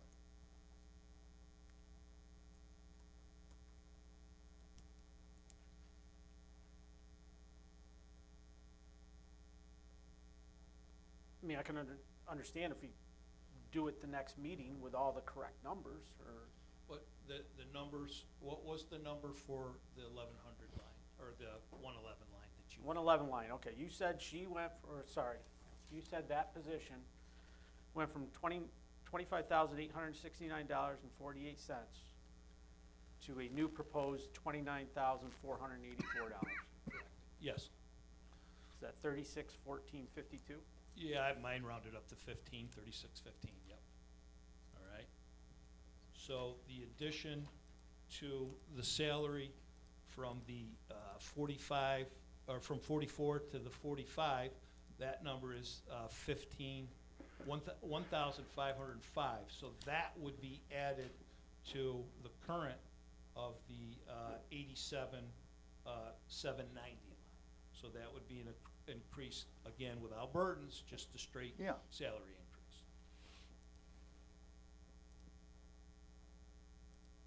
That's what I'm asking for. There still is there's still is burden on that, Sure. On that one, yeah. on all. Yeah, Yeah, there, it true, just yes, there's- changes, the burden changes a little bit. But that's what I'm saying, There's burden on both of them. I don't have Actually, I did the burden rate on the one part-time, her burden rate total increase, what did I do with that? Kevin, did you get 3615 for the 111? yeah, I have 361452. 3615 is what he rounded up to. Yeah. Burden increase, where am I here? That was for line item 110. 111. Actually, thought- the increase, I did work in, that's why my number, I did work in the burden rate increase for the total. That's why my numbers are messed up here. So the increased burden, the total burden on the, and I got this burden rate from Jody, who calculated on a form that they have on it, would be increased $300 on the part-time. The full-time, I don't have that paper with me on it, but I did ask for burden rates. So the total increase is what the numbers I was basing stuff on. And I got those from Jody. So the 389102 that you have on here includes a burden rate adjustment too. Yeah. So that would make, On that one. that would only. make sense. Now that one, yeah, that's where I goofed up, and I apologize. Okay.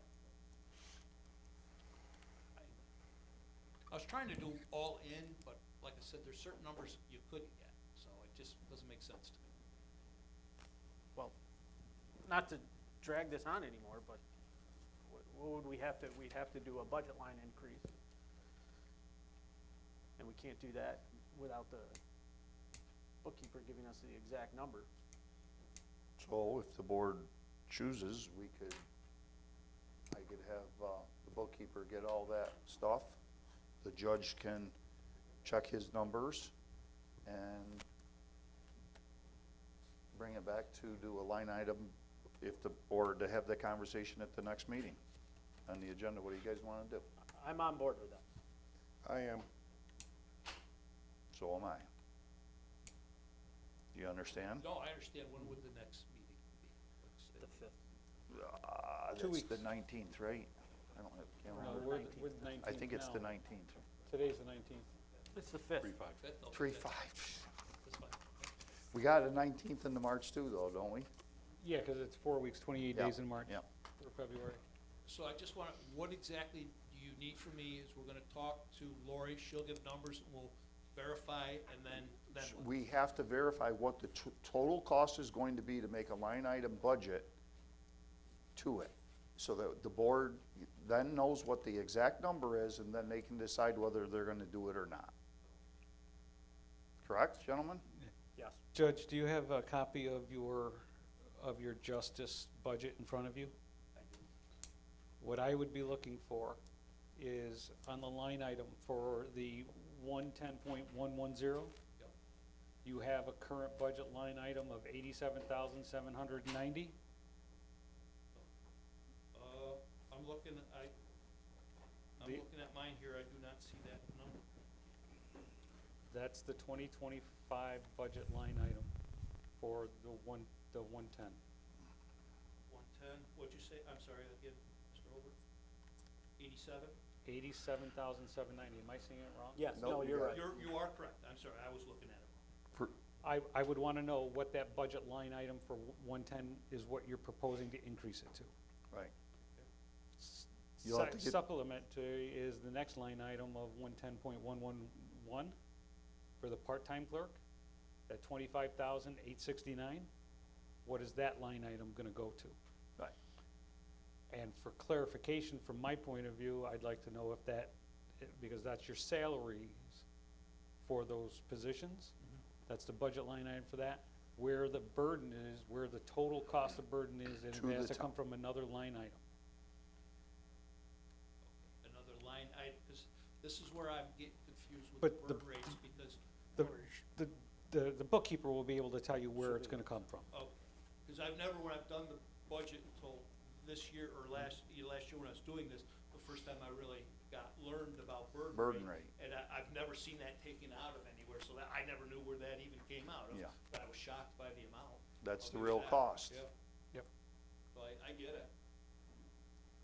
So we good with that, gentlemen? They have them do that, and we'll talk about putting them on the next agenda? Yes. Yes. Good? But, okay, thank you. Thank you. I You- appreciate your time. Thank you, sir. Yep. All right, we're gonna move on to grievance day 7.3. Nate, you, Yep, so, before you, I introduced, or provided to you a draft of the local law that would change the grievance day from what it currently is to the fourth Tuesday of the month, I think it's a Tuesday. yep, All you have before you tonight, though, or is an ask to schedule a public hearing. We talked about doing that. It is on your future board topics as a thing you've tentatively planned for March 5th. And so this would, I just asked for a motion to schedule a public hearing on local law number, whatever number we're at, regarding changing grievance day. I make a motion to change grievance day. Schedule a public hearing. Schedule a public hearing to change grievance day. Second. Thanks. Any discussion, gentlemen, on grievance day? I have none. I have none. Gene? Yes, we have, that motion has to include a date of when the public hearing is. It will So- be so- March 5th at 6 PM. So that's what your motion needs to include. I'll amend my motion to include March 5th. I amend my second. Discussion, any more discussion? I have none. None. Gene? None. Mr. Clerk? Roll call. Mr. Warden? Aye. Mr. Johnson? Aye. Mr. Holbert? Aye. Mr. Lumsden? Aye. Thank you. All right, fund balance 7.5. Gene, board, do you see what Lori provided there? Was it about the, I think you skipped I that, missed Oh, one, would I miss one? 7.4. 7.4, but that's. Oh, councilman that's- discussion, I did miss that. So we but don't- got 7 applicants. Go ahead. I saw one came in today. Yeah. Yeah. It's after the, The deadline of the 12th. But it did come in, I got the names, we have them, whatever you gentlemen choose to do. What do you want to do? We can either have 6 that came in on time, or we got 7 that came in, 1 came in late today. I would object to including the one that came in today. You're gonna object to what? I Today? wouldn't include it. You wanna include it? I don't want it. Okay. I do Mr. not Dunn. either because I want to follow our policy. We did Perfect, set the okay, date. so we'll take that, we have 6 applicants then. When would you like to schedule to do interviews? Well, I think I would rather decide on how many we're gonna interview before we decide on when. We have 6. Doesn't mean we have to interview all 6, right? Well, no, but do you wanna break it up 2 nights, or what do you wanna do? What do you mean by how many?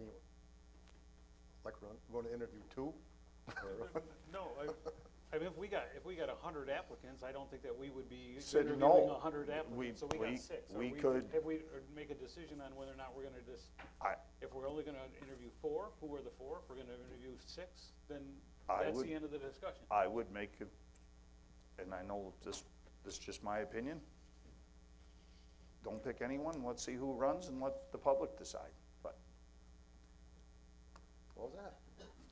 I've always said this, and even, Run the board. run the board the way it is, we're going into March. Oh, I And gotcha. let the people go get their applications, let them go to the election board, do their stuff. We'll see how, by November, we'll know who's on the board and the public decide. Even when you guys appointed me, I went down, I signed up, I told the election board, if they get anyone that's going to do it, let me know.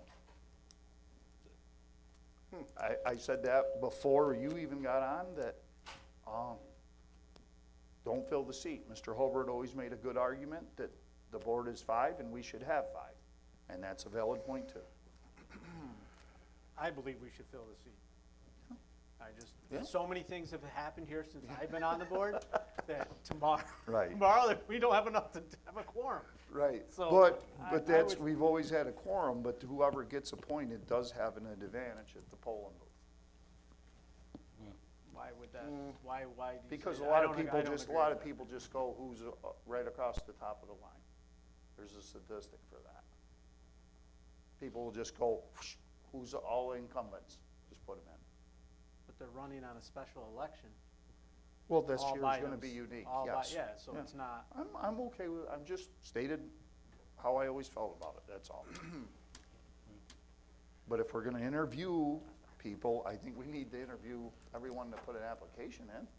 6 6. 6. on-time application. You either interview them all, or you don't interview any of them. That's how I'm on board to interview 6. okay? When you wanna do it? Well, Well, how about you everybody guys? else's feeling on it. David, I mean, when we do it, or how we do it, or, what do you wanna do? I want to interview 6. Okay, We got so many of them that they have their names in who are in this audience right now. absolutely. That I don't want to trash them. No. So Gene, we interview all 6, or what do you wanna do? I would interview all 6. Okay, so we determined that. Now, when are we going Well, to no, do that? what is your opinion? You either interview them all, or you interview none. I That's my understand, stance. What is you have to say whether or not you wanna interview 1, 6, 0. I wanna interview 6. There you go, thank you. All right, for the record. Okay. When are we going to do it? I don't care. Well, how long did it take when you did it before? How, for each applicant, how long did you take? David, you guys had quite a few when you did it, We yours. had, yeah, quite a few. 7 or 8. I guess we all were carved out for 15 minutes, but they didn't last that long because they'd ask questions, go around Questions. maybe twice. They said, well, that's all I got to ask, so, but, You said they were lame, so I expect well, good questions. I don't mean lame. All the questions were basically the same question, Right, just the same question, like, Yep. you believe in open government? yeah. And it was like one Yeah. syllable different than the next question. Yeah. That's all I mean. Trick question. So how do we do it so it's fair to the first guy, or the first person to the last person? Okay, the way I was interviewed was on Zoom, Okay, and they were all, you were here at 7 o'clock, you were here at 7:15, you whatever. So I only showed, I was kind of towards the end of the interview. so you got to see every. No, well, I didn't, I could have, I didn't know I could. Oh, So it really wasn't fair, because people could get a feel of the Right. personalities and everything. Right. I didn't. Maybe they helped me out, I don't know. so the guy going first is at, or person going first is at a disadvantage. Correct. It's on Zoom. Yeah, that was on Zoom. I mean, my personal opinion would be that all six, we have them do all six in one night, and Do 'em then in five all would leave the room. Okay. and Yeah. Each person would be interviewed. They could stay after they Yeah. become interviewed and watch Right. the other interviews, but.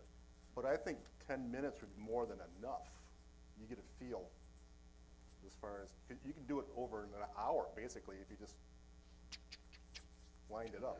It doesn't have to last forever. Okay.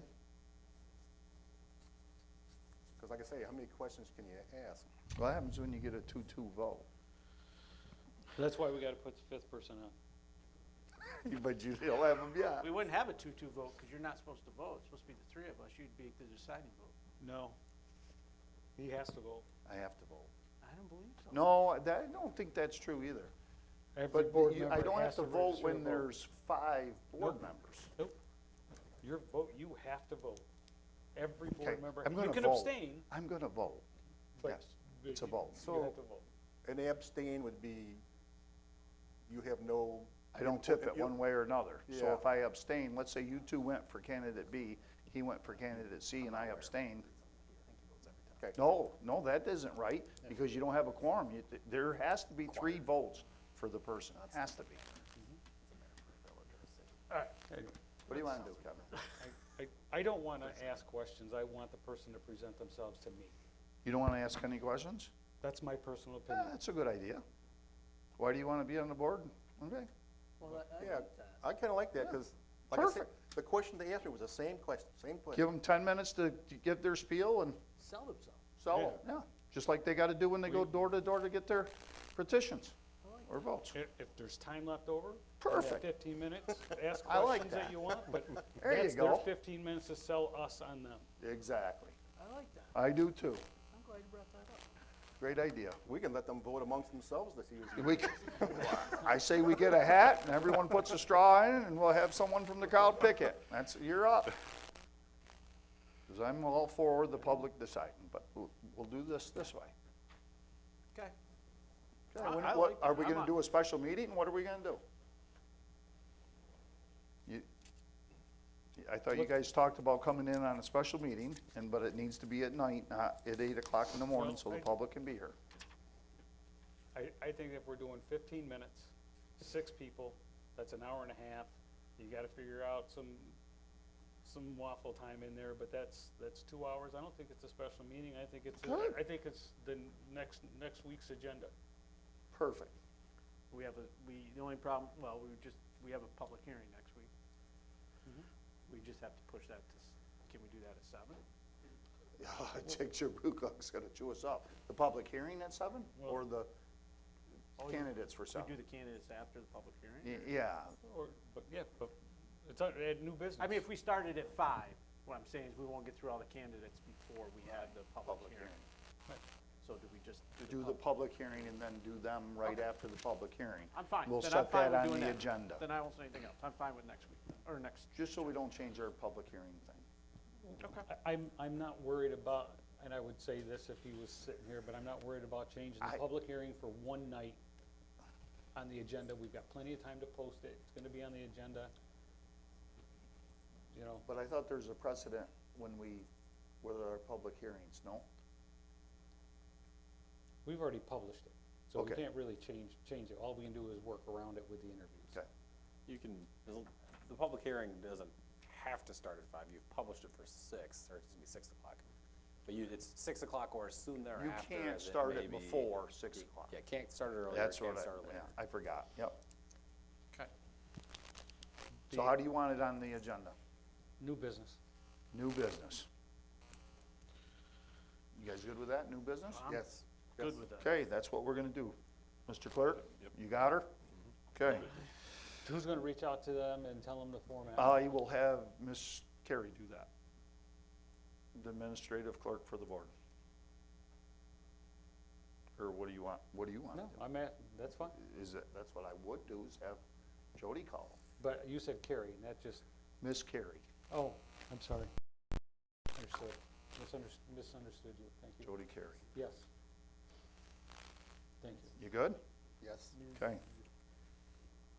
We're moving on. Where the hell am I, Kevin? Fund balance, Fund balance, 7.5. 7.5. Questions, conversation?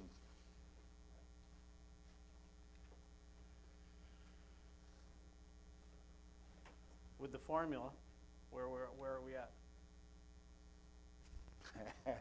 What, Lori she didn't do the formula, or? No. Well, No, but if, I don't have a copy of what is the, Mike, do you have a copy of the budget? That you can tell us what that 50% is? no. 50% of your 7 million? No, we have to reduce the fund balance. Well, that's your, What's I that? thought we were gonna discuss You have a policy. what your policy It was 50% of the Set. previous year's appropriation. previously. We don't really have, because me and Lori both were questioning what that actually is. So where is this policy? The two-paper thing, Oh, yeah, really? which I don't have. The fund balance is. Well, we can give you the numbers for the fund balance, but the policy of how you're gonna reduce it and what percentage rate you're gonna do that each year, because you had quarters and you had, The policy, you don't have the policy up in your office? we couldn't find that. Is The it a the policy vote? policy is separated for two different funds, general fund and highway fund. Oh, I just lost this guy. And it is 50% of the budget for the general fund and 50% of the fund for the highway fund. That's the maximum fund balance amount that we're gonna carry. Everything else has to be reduced down. But I thought there was gonna be a conversation about putting it into a capital reserves and not just blow through the money like we did the last year. Well, that's a whole nother, once you know what that number is, if you want to Okay. put it in capital reserve, that's a discussion we can have. If we've got, and this is why this fund balance report, you had it out, Dave, but if the town budget for the general Is fund, 1, 3, so that's, what is the town budget for the general fund? general fund is 7,168,100, or $143.19. That's the fund balance, it's not the budget. But you asked for the general fund balance and one for the highway, one for the water. I know that, but what is here is only half only half the conversation.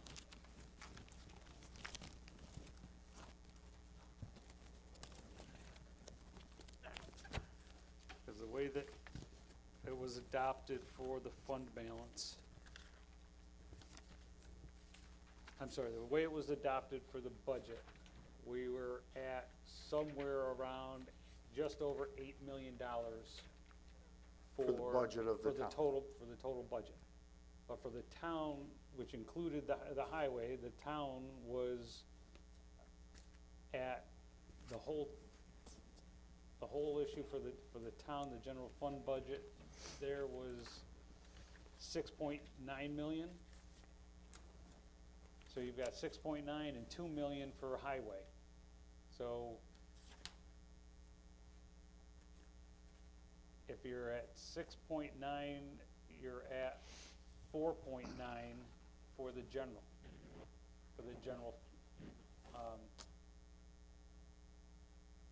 the general budget was 6.9. 2 million of that is the highway. So it's 4.9. 4.9 and 2. So 50% of the general of 6.9, so let's just use 7. That's 3.5 million. That's the most we can carry is 3.5 million in our town budget. We've got 7.1. So, So we've got to cut 3.5 million out of the general. We got to spend 3.5 million. you don't have to spend it, though. Absolutely. I thought you were gonna put it, You have to allocate it. okay, that's different, because to me, that's different. Spending it is what happened a couple years ago when everyone just bought everything they needed. That's fine. But that's, you're allocated. It's got to be. Allocated. It's got to be allocated. Okay, that's better. But it's gone. It can't go into another fund that gets moved later on. We have to reduce it down. The highway fund right now, the highway 1.6. fund, I'm sorry, the highway budget is 2 million. Right. So everything over 1 million has to get allocated now. So 627,000. Yes. That's got to get allocated. Okay. Buy some trucks. No. Put the, no, not buy more trucks. Put it in a capital reserve or something that can, a high yield note or something for capital improvements on his salt barn and everything else, no? Well, no, that's general. That would come out of, never mind. Well, but that's. But you just don't spend it.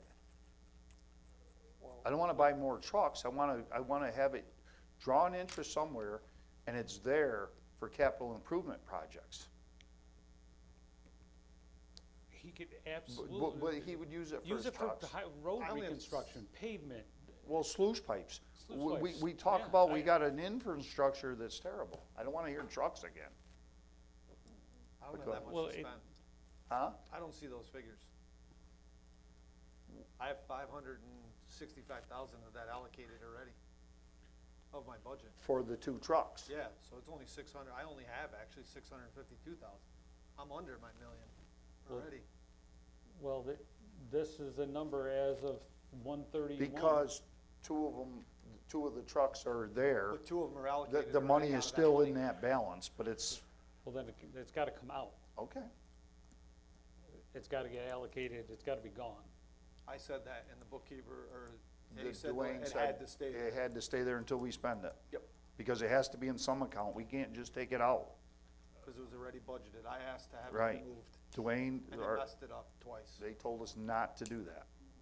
Well, we got to figure out a different way to do it, because I am not going to sit here and have 7 conversations every month about where this money is. Either develop a better spreadsheet or put it in a line item on the budget, because I'm tired of having this conversation. We got the same problem with the fire department. I don't want to Okay. discuss the fire department, because it's not part of this All right. discussion.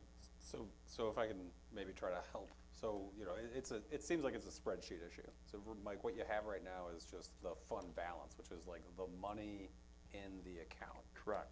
So then from there, that's the top line item. From there, you've got budgeted expenses, you know, the budget for the year, right? And then the money left over that is unallocated funds. Correct. Right? So I think, you know, what Gene is trying to get at is like, how much money is truly unallocated? Right. And then from there. That should have you've- been another line. and so there's 3 lines, and then from there, you've got a 4th line, which is the policy amount of fund balance that you're allowed to have, which is 50% of whatever it was. That's the Okay. 4th one, and then the 5th column is unallocated fund balance in excess of the, reserve amount that you've decided.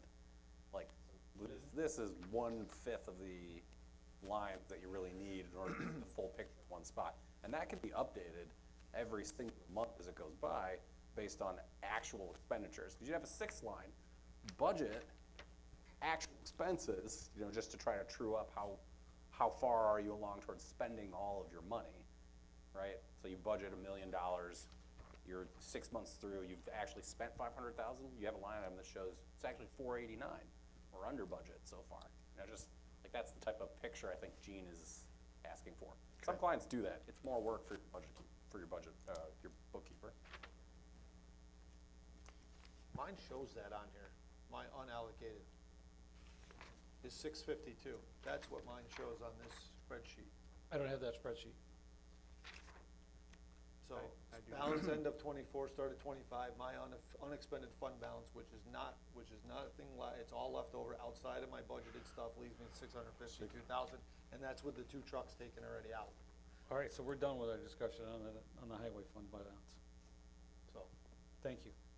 Well, can you disseminate that for us, so that we can have it? So we Yeah, know? I got this from. Lori. It was part of the, It wa- one yeah, of and the. I don't know why it's not It was on- one of the budget, or one of the talks we had, that's where I just took it from, one of the meetings. But it's not here on this one, while we speak now. But yes, you want it now, I'll go make copies. No, sir. I'm gonna go back a meeting and see if So, I just didn't but get a thank chance you. for Laura. Because these numbers don't match what you were just talking about either.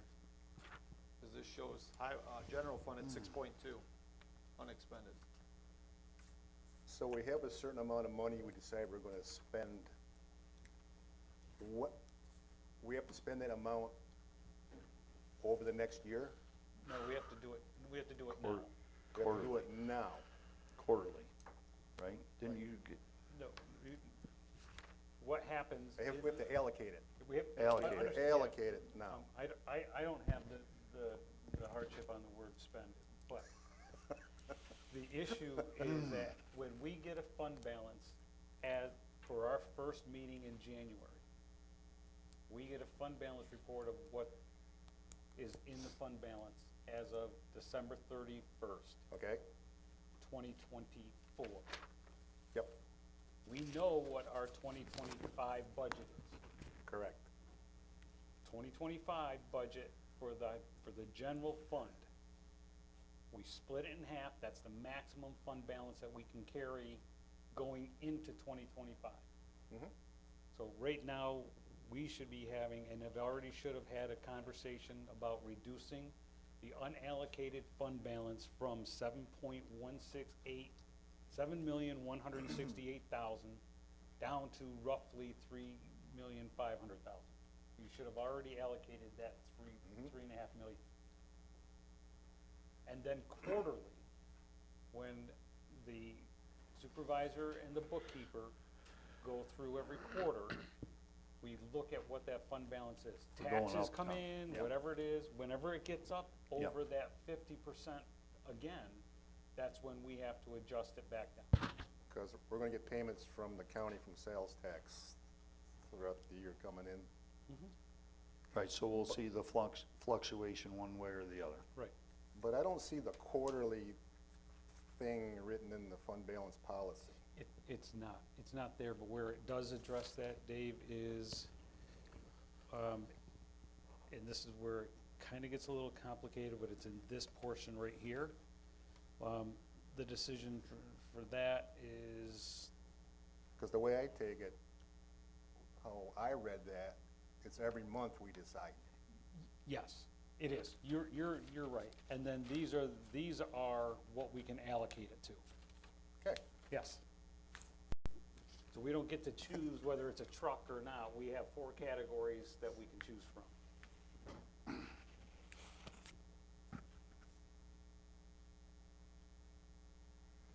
But I do think it's important to get the input from the department heads on what they would want to see that allocated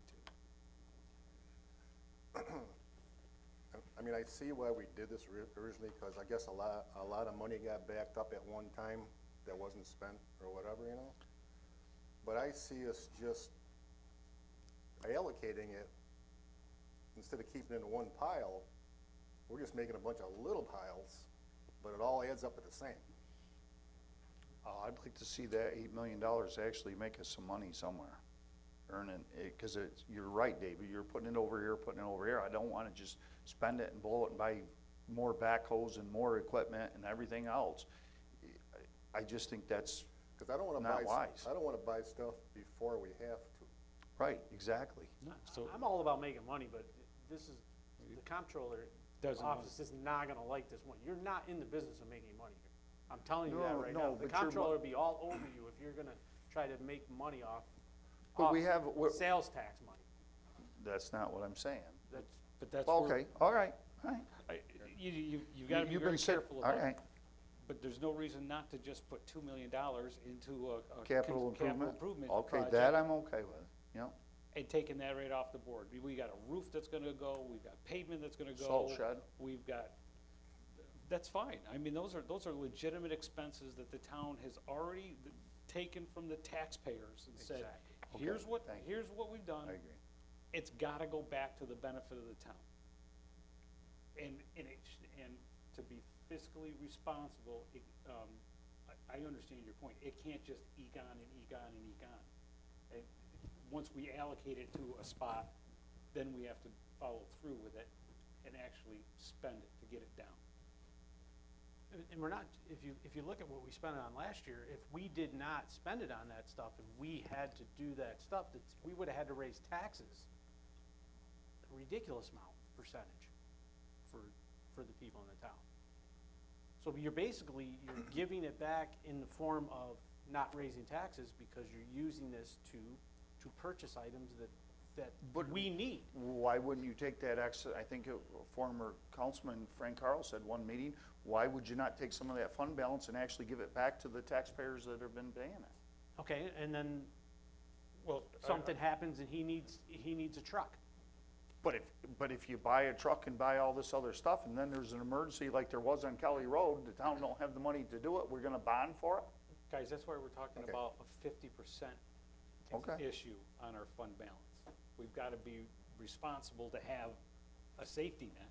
And Yes. $3.5 million, half of your budget in contingency Fine, that's fine. is what's reasonable. And, Okay. and the comptroller has already said, they're not gonna tell you that 4% is what you gotta carry, cause there are restrictions on other places where you're held at a 4% fund balance. Okay.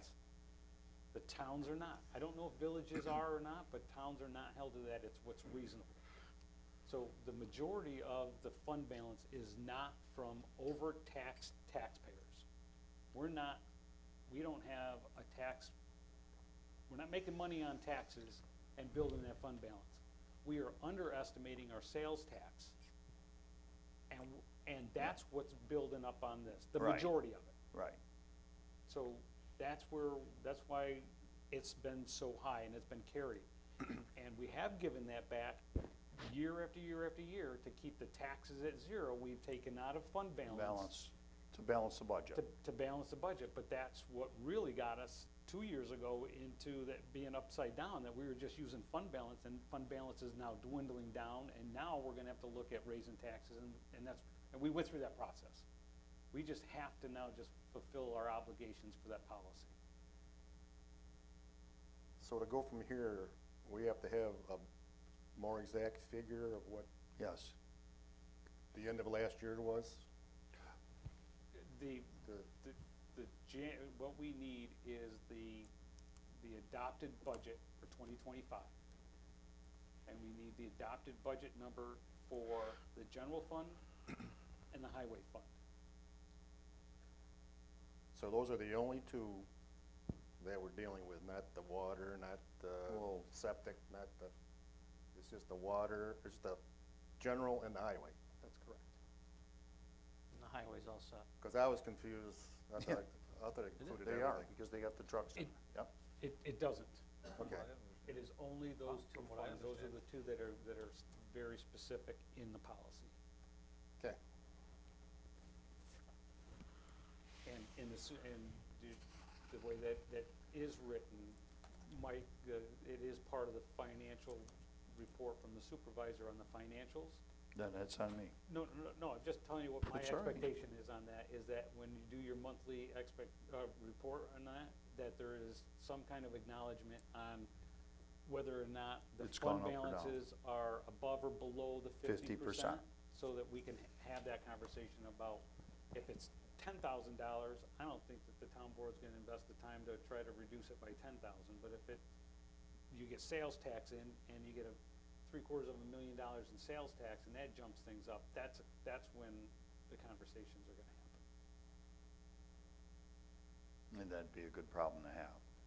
Right. Actually. Yeah, so, Where do we gotta go from here, cause we're getting, All right. I will, that's on me, and I might be calling you tomorrow, and I'm gonna sit Lori down, and we'll try to go through it again. On that fund balance. put it on another agenda. Yep. I will. It's very if confusing. it's- Yeah, it is. It's very confusing, and when we're trying to do it with even Dwayne, it was confusing, but I'll try to work If- through it better. If you don't mind the assistance, I I- will work with you to I to had develop the asked spreadsheet. before to have you, I'm absolutely fine with you coming in and talking with Lori to explain it, because you were on the board when you did all this, and it just gets confusing. Okay, Because as soon as Dwayne or Lori give the question, I'm not sure. They have valid points. One with the trucks. They were adamant about that, Dwayne was. So, all right, we're gonna move on. this could go on old business for Old, next week? old Or for next business week? for next meeting, For the week after, I'm sorry, for the 3/19 discussion. For the not the night of the Interviews. interviews. Got that? Okay, yeah. Adam? Yep, 319, old business. Okay, Darren? 7-6. Will you please share with me that report that you've got at some time between now and the 19th of next month? Yes, I will send that to you tomorrow. Thank you. 7.6, Dragonfly Brands Advisory from the Planning Board. Nate, I believe you were there, right?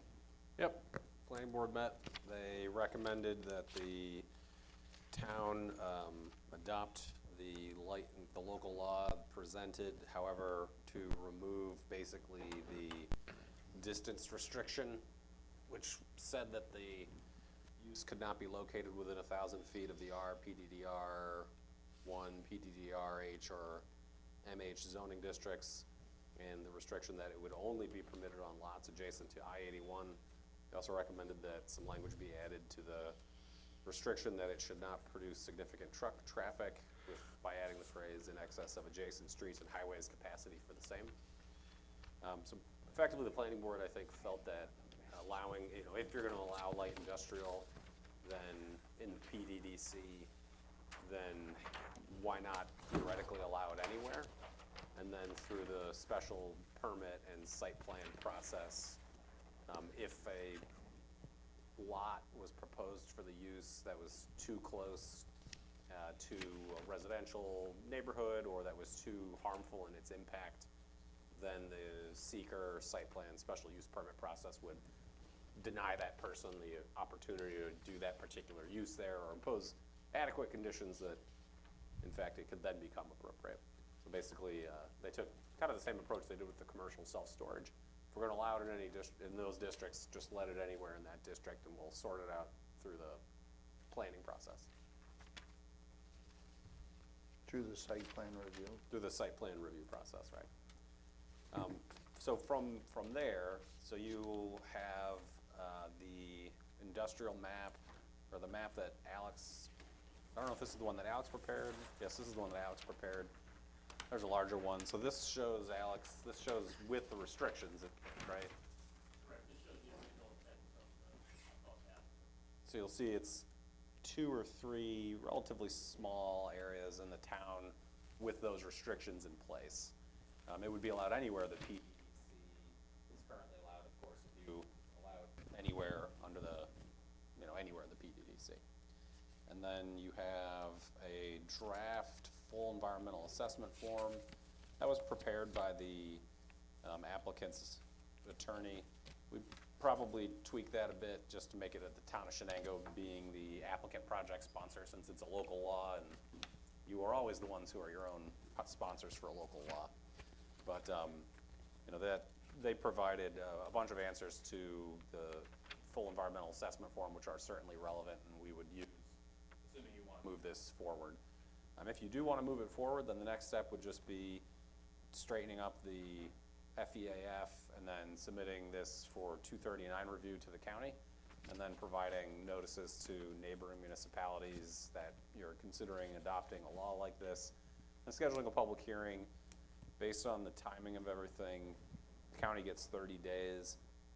There's only 28 in February, so normally 2 meetings from now is a little, about 30 days away, but maybe not. It's always 28 because you guys meet every other week. So we're really looking at April 2nd. I think that would put you past the 30 days with enough comfort, and certainly give adequate time for Alex and myself. We would certainly also potentially consult with the applicant's attorney on a part 2 and potential answers to questions of significance for potential impacts to present to you at the public hearing, for you folks to use that as a tool to discuss when and if you choose to adopt it. So if you want to move forward, though, so it is scheduling that public hearing, and then we'll send it out for 239. We would just need some confirmation from you whether you want to follow the planning board's recommendations, or if you want other changes to the draft local law yourself, if you want to stay with the original version. We just need to know what we'd be submitting to the county for 239. So I have a question. Alex, where's Alex? Yeah.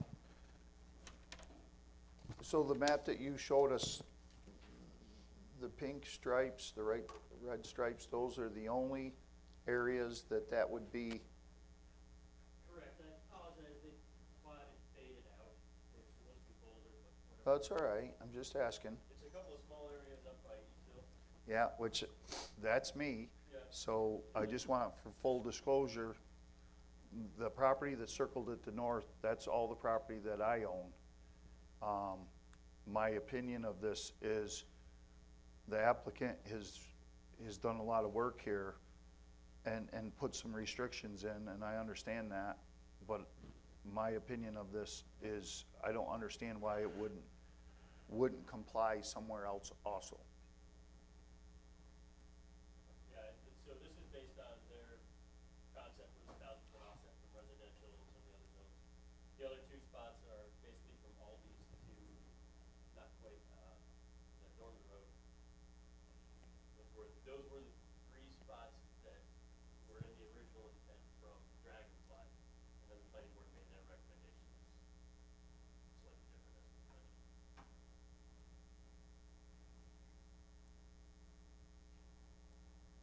And that's the only areas in town that would comply? Correct. Anywhere else that. Currently? You see, there's, if you offset the residential in yellow, 1,000 feet, all other areas are eliminated.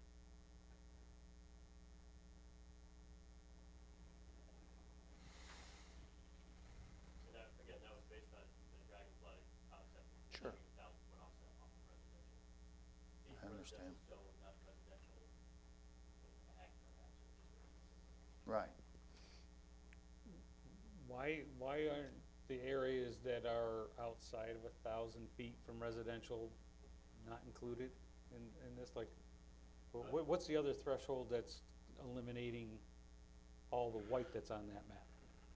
It was just the intent was to have it be within PDDC only with the original paperwork. And there was one of the stipulations was I-81, correct? Correct, but that 1,000-foot setback from residential pretty much blanket those areas anyway. With a little confusion on if you kept that language, it referred to anything adjacent to I-81, but somebody parked it down here, and all these and Dunkin' Donuts. Adjacent, they're in the vicinity of 81, so we had some discussion on that also. From adjacent, if you went that direction, you would have worked. Okay, Yeah, so Gene, it was, they presented it as strictly within PDDC as without within. okay. Got it.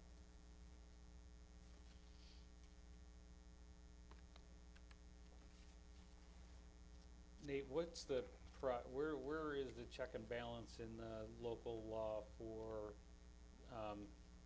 this to be implemented and reviewed and decisions made on this that aren't arbitrary and, I mean, or you know,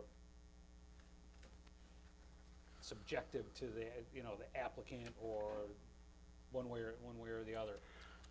Yeah, so certainly, you know, the special permit standards are 8,500 square feet, not produce significant truck traffic in excess of the adjacent streets and highways capacity. You know, so 8,500 square feet, not exceeding that, easy to know. Significant truck traffic, we've referenced that to capacity for a street and a highway. A traffic engineer can tell us, do a traffic study, whether we're exceeding that or not, so we can tell that. Not produce other dust, vibration, noise, other external impacts that cause a disturbance off-site. There's certainly potentially room for argument there, but that's very similar to a typical site plan review standard, that you not impact your neighborhood. And so courts have weighed in on that stuff. It's basically common law telling us whether something rises to the level of something that disturbs, you know, off-site or not. But, you know, certainly light and noise you can measure, vibration you could probably measure, dust you could require controls. So outside of the special permit standards, then it's just the normal site plan review stuff. And in this district, these uses are subject to site plan review. Well, site plan can't restrict certain things. Correct, yep, it's But- allowed use under, you know, as soon as they get past the special permit, then it's an allowed use, and site plan can, unless it finds that the impacts of the particular use are so excessive that you could somehow deny it, really you'd probably end up denying it under seeker, or saying like it's, or making it, giving a positive declaration and requiring a full environmental impacts study, but. Well, I guess just, what's driving my question on this is the problems that in discussions and, you know, that have happened in the past with site plan approval, restrictions on the, you know, that we're coming for, or going to a site, a special permit. But when operational changes happen in these commercial issues with light bleed over, sound bleed over, backing up trucks, you know, and subjective to, you know, the traffic issue. I just think that that's where, I don't have an issue with this, I just wanna get it so that it's not a problem later on when we enforce it, because right now, we don't have the capacity or the tools to enforce light at a property line as known, or sound at a property line. So if we're gonna put these restrictions on, we've gotta have the means to enforce them. Separate conversation, but I just wanna know that in this process. Yeah, I mean, I think during a project, if, you know, an applicant comes and says, oh, I'm looking to do what these folks are looking to do. And they say in the presentation of their site plan, I'm gonna have three to five trucks that are like Sprinter vans a week. And the town planning board says, okay, that's not gonna have any significant impact on truck traffic, you know, approved. The applicant then, let's say a year from now, sells his business. Somebody comes in and takes it over, and then they're like, 5 Sprinter vans, I can do that with 1 tractor trailer. We might go, whoa, this is not an appropriate site for a tractor trailer now. You've created a lot of problems here. We might have some interesting times enforcing those types of issues, you know, I mean, that would basically be a change to the information that was presented during the site plan, and the approval was effectively dependent upon that information, and so we would violate the owner and go to a judge and say, Judge, this is what they told us, this is what they're doing, therefore, since they've changed what they're doing, that's a violation of the site plan, and that's why we're bringing this action against them. You know, if they wanna change something like that about the information supplied, you know, the conditions upon which we relied when granting the site plan approval, then they need to reapply for site plan.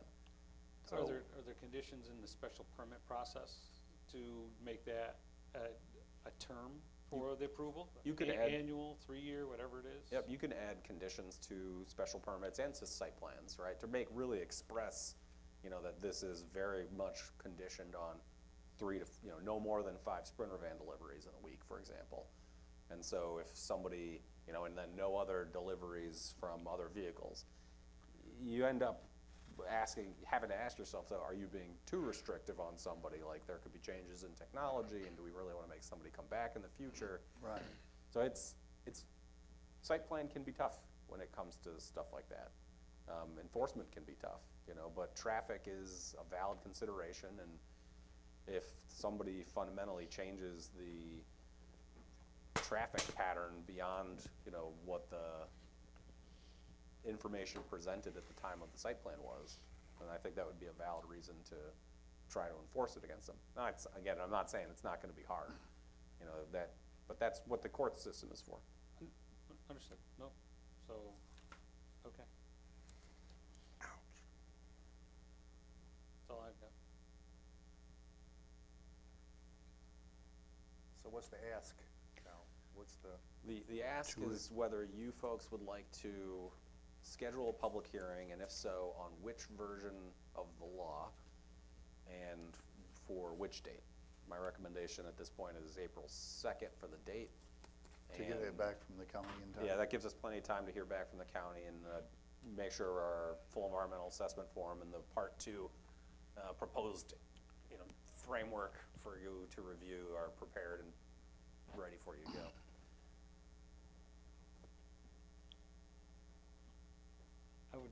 I'd prefer to have it limited just to the areas in the PDDC. Okay.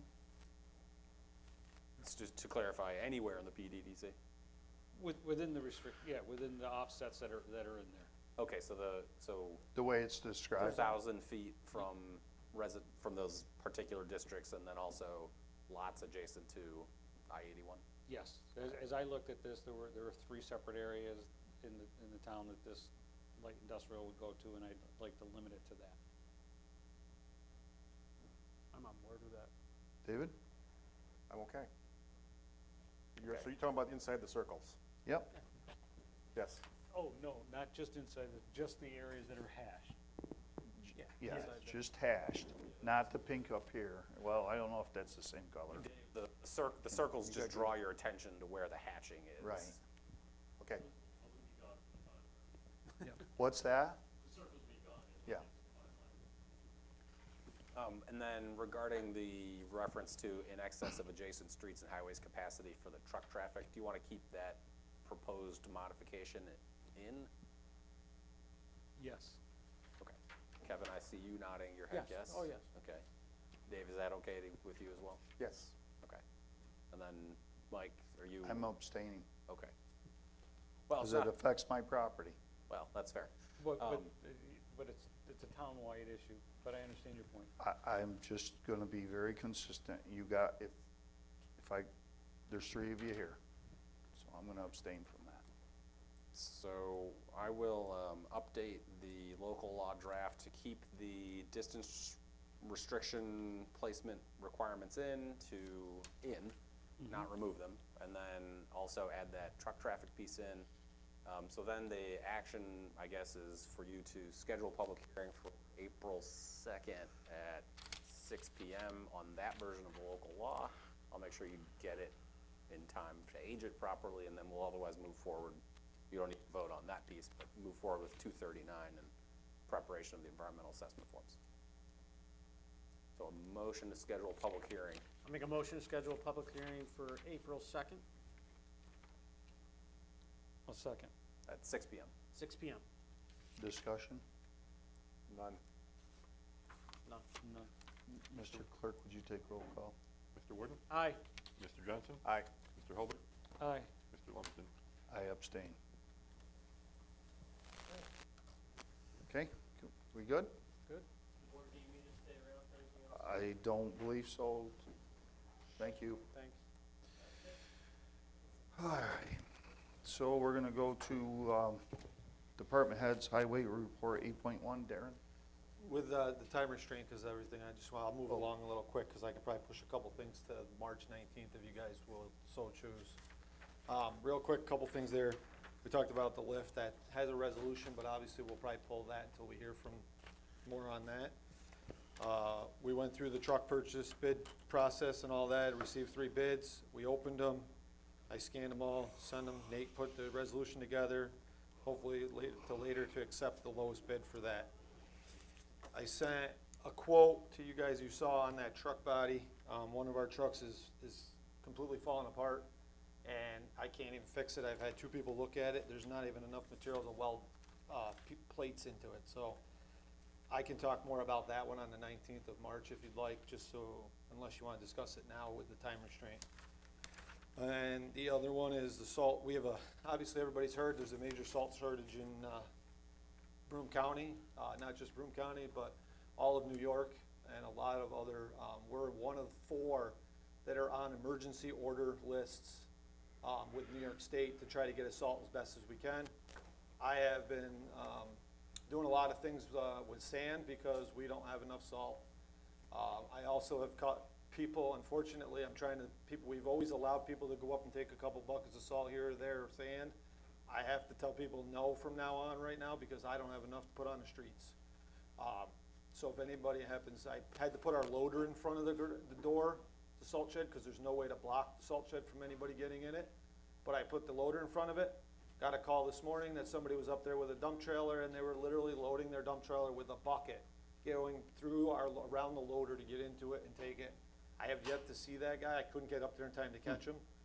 But these are things I'm trying to avoid as best we can. So it goes back to the salt storage facility, upgrading that. But I'll talk more on March 19th if we so choose about that when it comes up time for capital improvement and fund balance, stuff like that. Couple other things that I did not get on there that I just came up. February 27th at 2 o'clock, we're having Joe Angelino is coming here to do a press conference on behalf of New York State CHIPS for our CHIP funding. If anybody so chooses wants to be here, we'll be in the highway garage. Also, March 2nd, we are participating. The highway department will be participating and helping with the St. Patrick's Day Parade in Hillcrest, like we did last year with them, and carrying on with that. And I also had a conversation with Greg because I noticed that he put on stuff about internet access for cameras at one of the parks or something.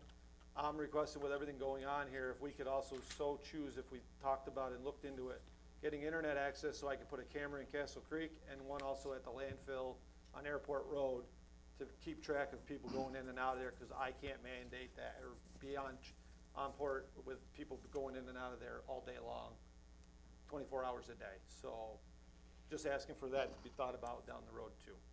And that's all. Sorry, I did not have that other stuff on there, but that came up this week. Just as far as the landfill access, with the gate being closed, why would that not solve the access issue? So during the week, we have nobody there, and people that get out of work at 4 o'clock in the afternoon, we like to allow them to go in at 5 or 6 o'clock. They mow their grass, they go down and do it during the week. So I've always had that. I'm having an issue with landscapers, contractors, bringing big stumps, bringing all this stuff in there. We can do whatever we have, and I can't just stop that. They're doing it during those days. On the weekend, we're not, because we close it on Sundays, and there's a guy there all day on Saturday. I don't know, the camera issue isn't preventative, it's reactionary. So I didn't understand the concept of it. What was the camera gonna do? Gives me the ability to hopefully see them pulling in there, and if I see it, we can get over there in time. Or get a plate number. Or get a plate number, and then I can get or a name on the side of the vehicle, call them, and I can go have them go get it. 90% of the time, people say, well, I saw this white truck, or I saw this trailer. They didn't have a name, but I never got anything. So I can't get to that. This is gonna help me be allowed to at least call those people and say, you gotta come back and get that. And not the normal homeowner. The other thing I was gonna ask is, in the past, there's been a snow fence that's been put up on the landfill, but right there at the top of that, to keep that from blowing over, but it wasn't put up this year. Last year, I got a couple of people over where I live asking me about it. I've had a lot of people ask about snow fences. We have not put up snow fence in 15 years that I know of, that I've been here. We personally, as the highway department, have not done any, anywhere. Number one is, I can show you pictures of it before you were, yes, I agree 100%. When I first came 23 years ago, we did it. before you were elected to this position, I know it was there. Oh, I agree, but I'm not saying I'm not, but when I first came, we did put it up because I was putting it up. We lost a lot of people in their properties. I'll use Port Road, for example, up by Kevin's house. Vic's put a house and I put houses up there. We used to put it all the way through that area. And they bought property and they don't want us on their property to put snow fence up anymore. It's private property and we can't put fence on that. That's just one example. Oak Hill Road, you did it. Oak Hill, we used to do it. The landfill, we have that fence, our fence already, so that fence should act as one, It does, well, which it doesn't. And it, no, but again, that's not a town road, and we don't maintain that road. understood, but it's So- what the residents in the past have, I'm passing on calls that I get, cause I live over there. I'm passing it on, there are people over there that have seen it put up. The snow this year has been more than it has been in the past, it's been an issue this year, so coming up and passing it on is something that the residents over there are asking to have put up. So I'm just passing it in. Yes, and I will take that, and I don't even believe we have any snow fence to put up either, because I believe we got rid of most of it, or all of it, once we stopped doing it. I can be upfront honest with you, I haven't done it in 10 years. I know from with Mike, we stopped doing it 10 years ago, at least 10 years ago, at least. Anything else, gentlemen? Kevin? I think we just push that other stuff on to the 19th. Yeah, Are if you you all can, right? because I'll be back, I'll be in town for that one, if that's okay. Just give us all the backup material. I'll send you everything I just sent. Okay. The only thing would be number 2, that, because there's a resolution for that, Okay. well, the 1 and truck? 2. Well, The lift and the truck, the first 1 and 2 will be either, You're the gonna lift get us I'll the know by information. hopefully the 5th, and then Well, the truck is for tonight. Yeah, truck's on tonight, but also like the salt storage, you have to send us information on that and everything? I don't have anything for that, that's just basically a discussion with us, what we want to do going forward. Okay. We'd have to go to, I believe, put an RFP or RFQ together to send it out to go to bid, if we decided that we wanted to go that route. If you're all right going to the 19th on that. I would be fine with those last 2 on the third, number 3 and number 4 for sure. Okay. Does that, stainless steel box you're talking about, does that fit universal trucks, or does that have to be a certain make? That, it sounds like it's gonna last longer than the truck it's gonna go on to. That will last longer than, yeah, we're hoping to get, the truck itself should last as well, just as long as that too, to replace it. That's the only place I could get a body, pre-built, ready to go for next winter. Okay. Nobody else could get me one for 12 to 18 months. And stainless And is this not truck just won't make it. totally corrosion-proof anymore either. Used to be 318, now it's down to 304, and it doesn't have a lot of nickel in it, so it's not like Right, and people no- think stainless never rusts out. It does. And sorry, on number 3, there's another also, there's a second truck that's gonna need repair because Mike knows and saw it, and I think Kevin saw it also. We twisted one of our side dump ones that we know can get fixed this winter or this summer, but I'll have more information by then, hopefully, on the 19th with that one. Okay, Okay. sounds good. Thank you. Anything else for Darren? All right, we're gonna move on to 8.3, attorney report. Yep, worked on several labor issues. I'm asking for an executive session to discuss matters relating to the dismissal of a town employee, and an executive session to discuss matters relating to the discipline of a town employee. Worked on several resolutions for the evening, and also attended the planning board meeting, which we talked about earlier. I don't believe those 2 executive sessions will take a ton of time, but. Okay. That it? Any questions for Nate? No. Okay. Supervisors report, 8.4. Any questions for me, other than what we already covered? No. I don't. Okay, we're gonna move on. Mr. Holbert, wasn't in your absence, Mr. Nate Van Wy asked for attorney-client privilege for, Executive session. or Executive executive session, excuse me, for personnel issues, correct? Disciplinary Yeah, terminating a probation, or Terminate, terminating yep. an employee and disciplining another employee. just for, so you know. All right, we're gonna move on. Pardon? No, we're Probably after. At the end, like we normally do. 9.1 resolutions. Nate, Resolution approving abstract number 3. so moved. Second. discussion? I have none. I have none. Gene? I appreciate the documents being put together, so thank you for the attention to that. We're trying. Mr. Warden? Aye. Mr. Johnson? Aye. Mr. Hulbert? Aye. Mr. Lumsden? Aye. Resolution 9.2, hiring full-time building and code inspector. This is Douglas P. Walker at the rate of $22.50 per hour as soon as possible. So move. Second, discussion? I have none. None. I'm fine. Clerk? Mr. Warden? Aye. Mr. Johnson? Aye. Mr. Hulbert? Aye. Mr. Lumsden? Aye. Resolution 9.3 authorizes the full vehicle replacement policy that was discussed, I think, at the last meeting. So moved? Second. Discussion? I have none. None. Gene? I- I didn't hear you. No, I have none. Okay. Clerk? Mr. Warden? Aye. Mr. Johnson? Aye. Mr. Hulbert? Aye. Mr. Lumsden? Aye. Resolution 9.4 authorizing purchase of pickup truck for the highway department using highway fund balance. So moved. Second, discussion? I have none. I have none. None. Mr. Warden? Aye. Mr. Johnson? Aye. Mr. Hulbert? Aye. Mr. Lumsden? Aye. Resolution 9.5 authorizing the, well, wait, you guys decided to push that one off. Let's Yep. Table that. We're gonna table that one. Future board topics, gentlemen. I have one,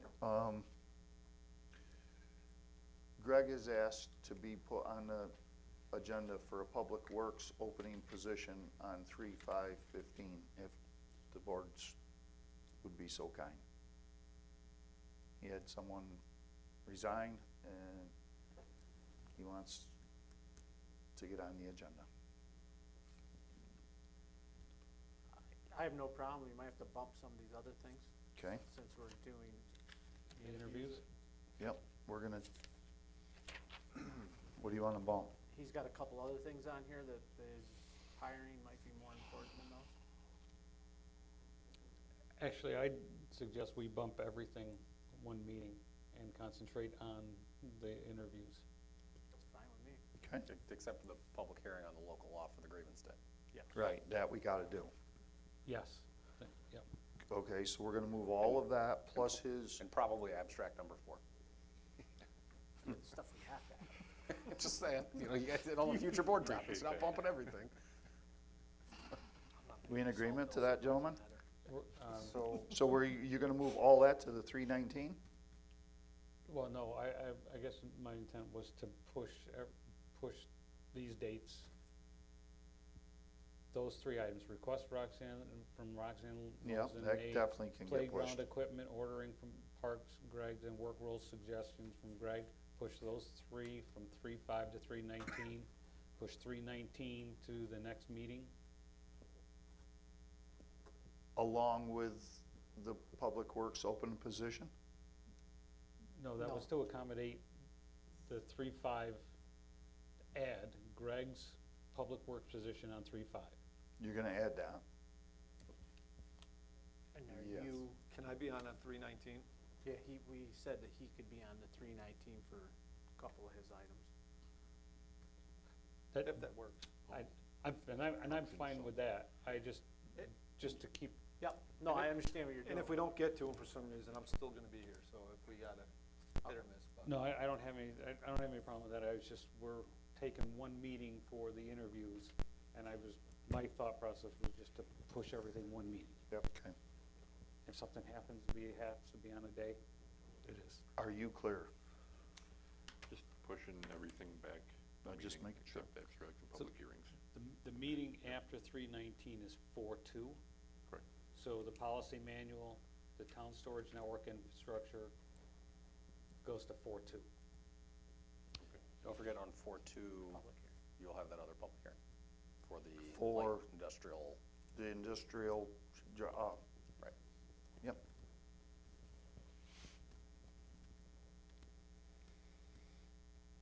Okay, anything else, gentlemen? I'm good for now. Okay, Can we, the abstracts, just, you know, I don't understand why we've gotta do abstracts every meeting and do resolutions every meeting, and, you know, I'd like to have that conversation about just doing those abstracts monthly. I'm sorry, you know, for paying those bills and reviewing those. Is that legal? Put that on a future topic. We need to talk about it. That's a, Yeah, just a discussion. I just thought of something, I had a note here that I forgot.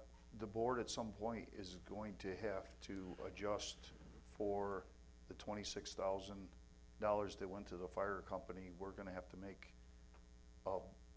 take it out of general fund to balance the budget, to balance that, or it's always gonna show the negative there. Because we had overpaid them the year before, we didn't take it back out of them, so it's showing a negative there, and the board has gotta approve. I thought we took it back out of them this year. You did not take it out of them. You said you already gave it to them, so it's showing us, it's, The thought was it was our mistake that we gave it Exactly. to them, so that's the reason why we kept it in there. right. But it's showing us as a negative. So there's no way for her to do it without the board making a decision there. Well, we're in the middle of, Okay. Well, sometime it's I- gonna have to be addressed. I think that's just, you gotta present the document, choose a date that we're gonna put that discussion on, but show us what line item it's gonna come from and where it's gonna Okay. go to for a line item adjustment. But I had asked her because of the negatives, why that one was there, and that's why it's there. So maybe we can do that sometime in April.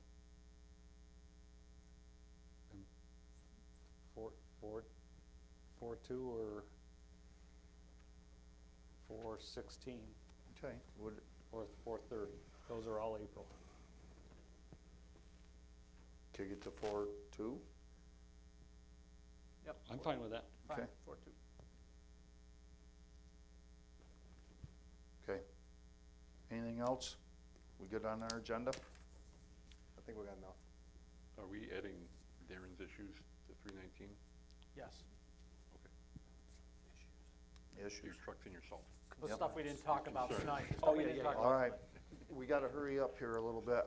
If we're done with that, gentlemen, I'm gonna ask the public if anyone would like to speak, and then we got an executive session. Okay. At this time, I better read it again. I should know it by heart, but, where's my paper? Would anyone like to speak tonight? The guests shall speak in an orderly fashion or limited to remarks of 5 minutes or less. The speaker shall deliver their comments or concerns in a civil tone without the use of profanity, personal attacks, or other disruptive behavior. The speaker shall not be interrupted except in a matter of urgency. Would anyone like to speak tonight? Hearing none, we're gonna make a motion to go into executive session. You're all welcome to stay.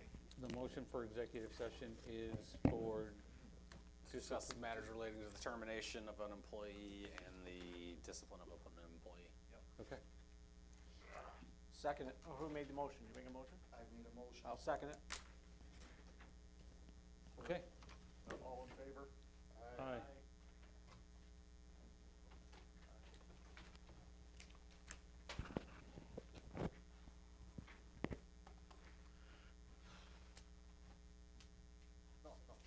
Do we need Gavin at all?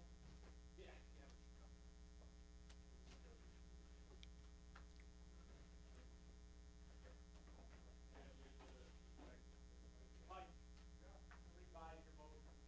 I revise my motion to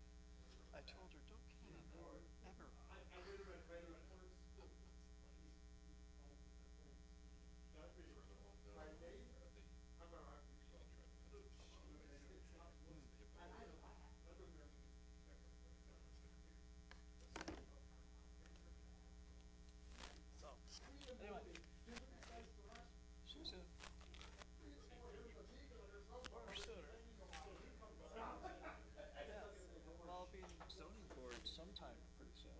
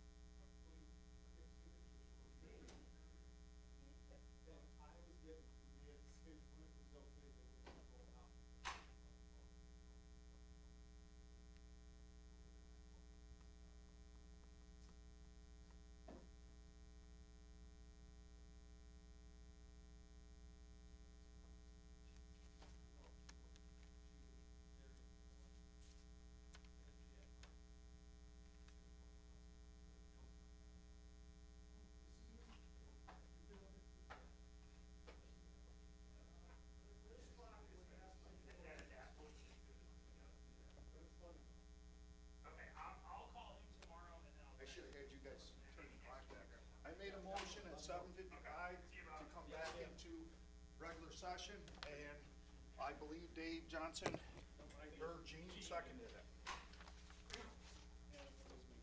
Yep. So, the board would have a motion to terminate the probationary employment of Sherman Vincent, effective immediately. I'll make that motion. I second it. Discussion? I have none. None. Clerk? Mr. Warden? Aye. Johnson? Aye. Miller? Aye.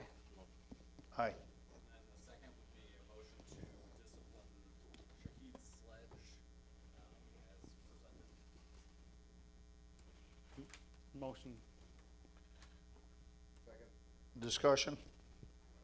None. I have none. Mr. Warden? Aye. Johnson? Aye. Mr. Holbert? Aye. Mr. Lumpkin? Aye.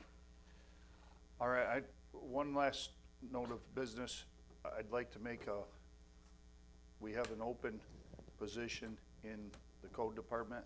We have an applicant in-house, Renee Dillamore.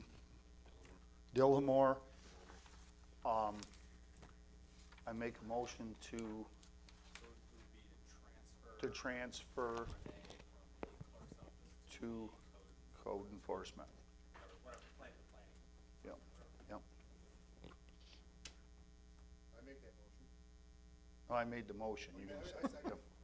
Okay, it's tired. We're all tired. Discussion. So what are we doing for pay? What is the title change? Pay would stay the same. I guess the title would change, yeah, whatever. What's the title? It's not, yeah, and that's late. I didn't know we were gonna get here because, What's your title now? Deputy? deputy clerk, but that position is not civil service tested anymore. So it's a code clerk, senior clerk. Senior clerk is who the other hires have been. I think it's But- senior clerk. But it's part-time that we're talking about for her? Well, for her, for right now, she's doing that. Gavin, I wish he was here, he left. Gavin feels between her and Diane, they got it covered. She's apparently takes care of an older gentleman. I don't know how long that's gonna last, but I was thinking to just keep the hourly rate because she's gonna be working under, the 19 hours. And then when her personals, we can adjust that later. If not, then I make, if we don't do that, then I suggest we put it out for an ad. We had a request. If you're thinking of the title for it, probably just use whatever Diane's title is, and if you need to fix it, come back. At the next meeting, we can just. Yeah, I wasn't prepared for that. Well, the other clerks that are in there are senior clerks. So, And Diane is doing, but if we have to fill that position again, I don't wanna fill it with something that's not, even though it's not civil service tested, the civil service description for the work description, we still. makes it that way, yes. Right. You wanna get that terminology right. Right, so if we're gonna switch her, move her from the deputy clerk to a part-time senior clerk in the code Code department. department. At her current. At her sit- current hourly wage. yes. Is that right? Yeah, Is that what you wanna do? yeah. I just Effective don't when? know the terminology. Senior, Effective what?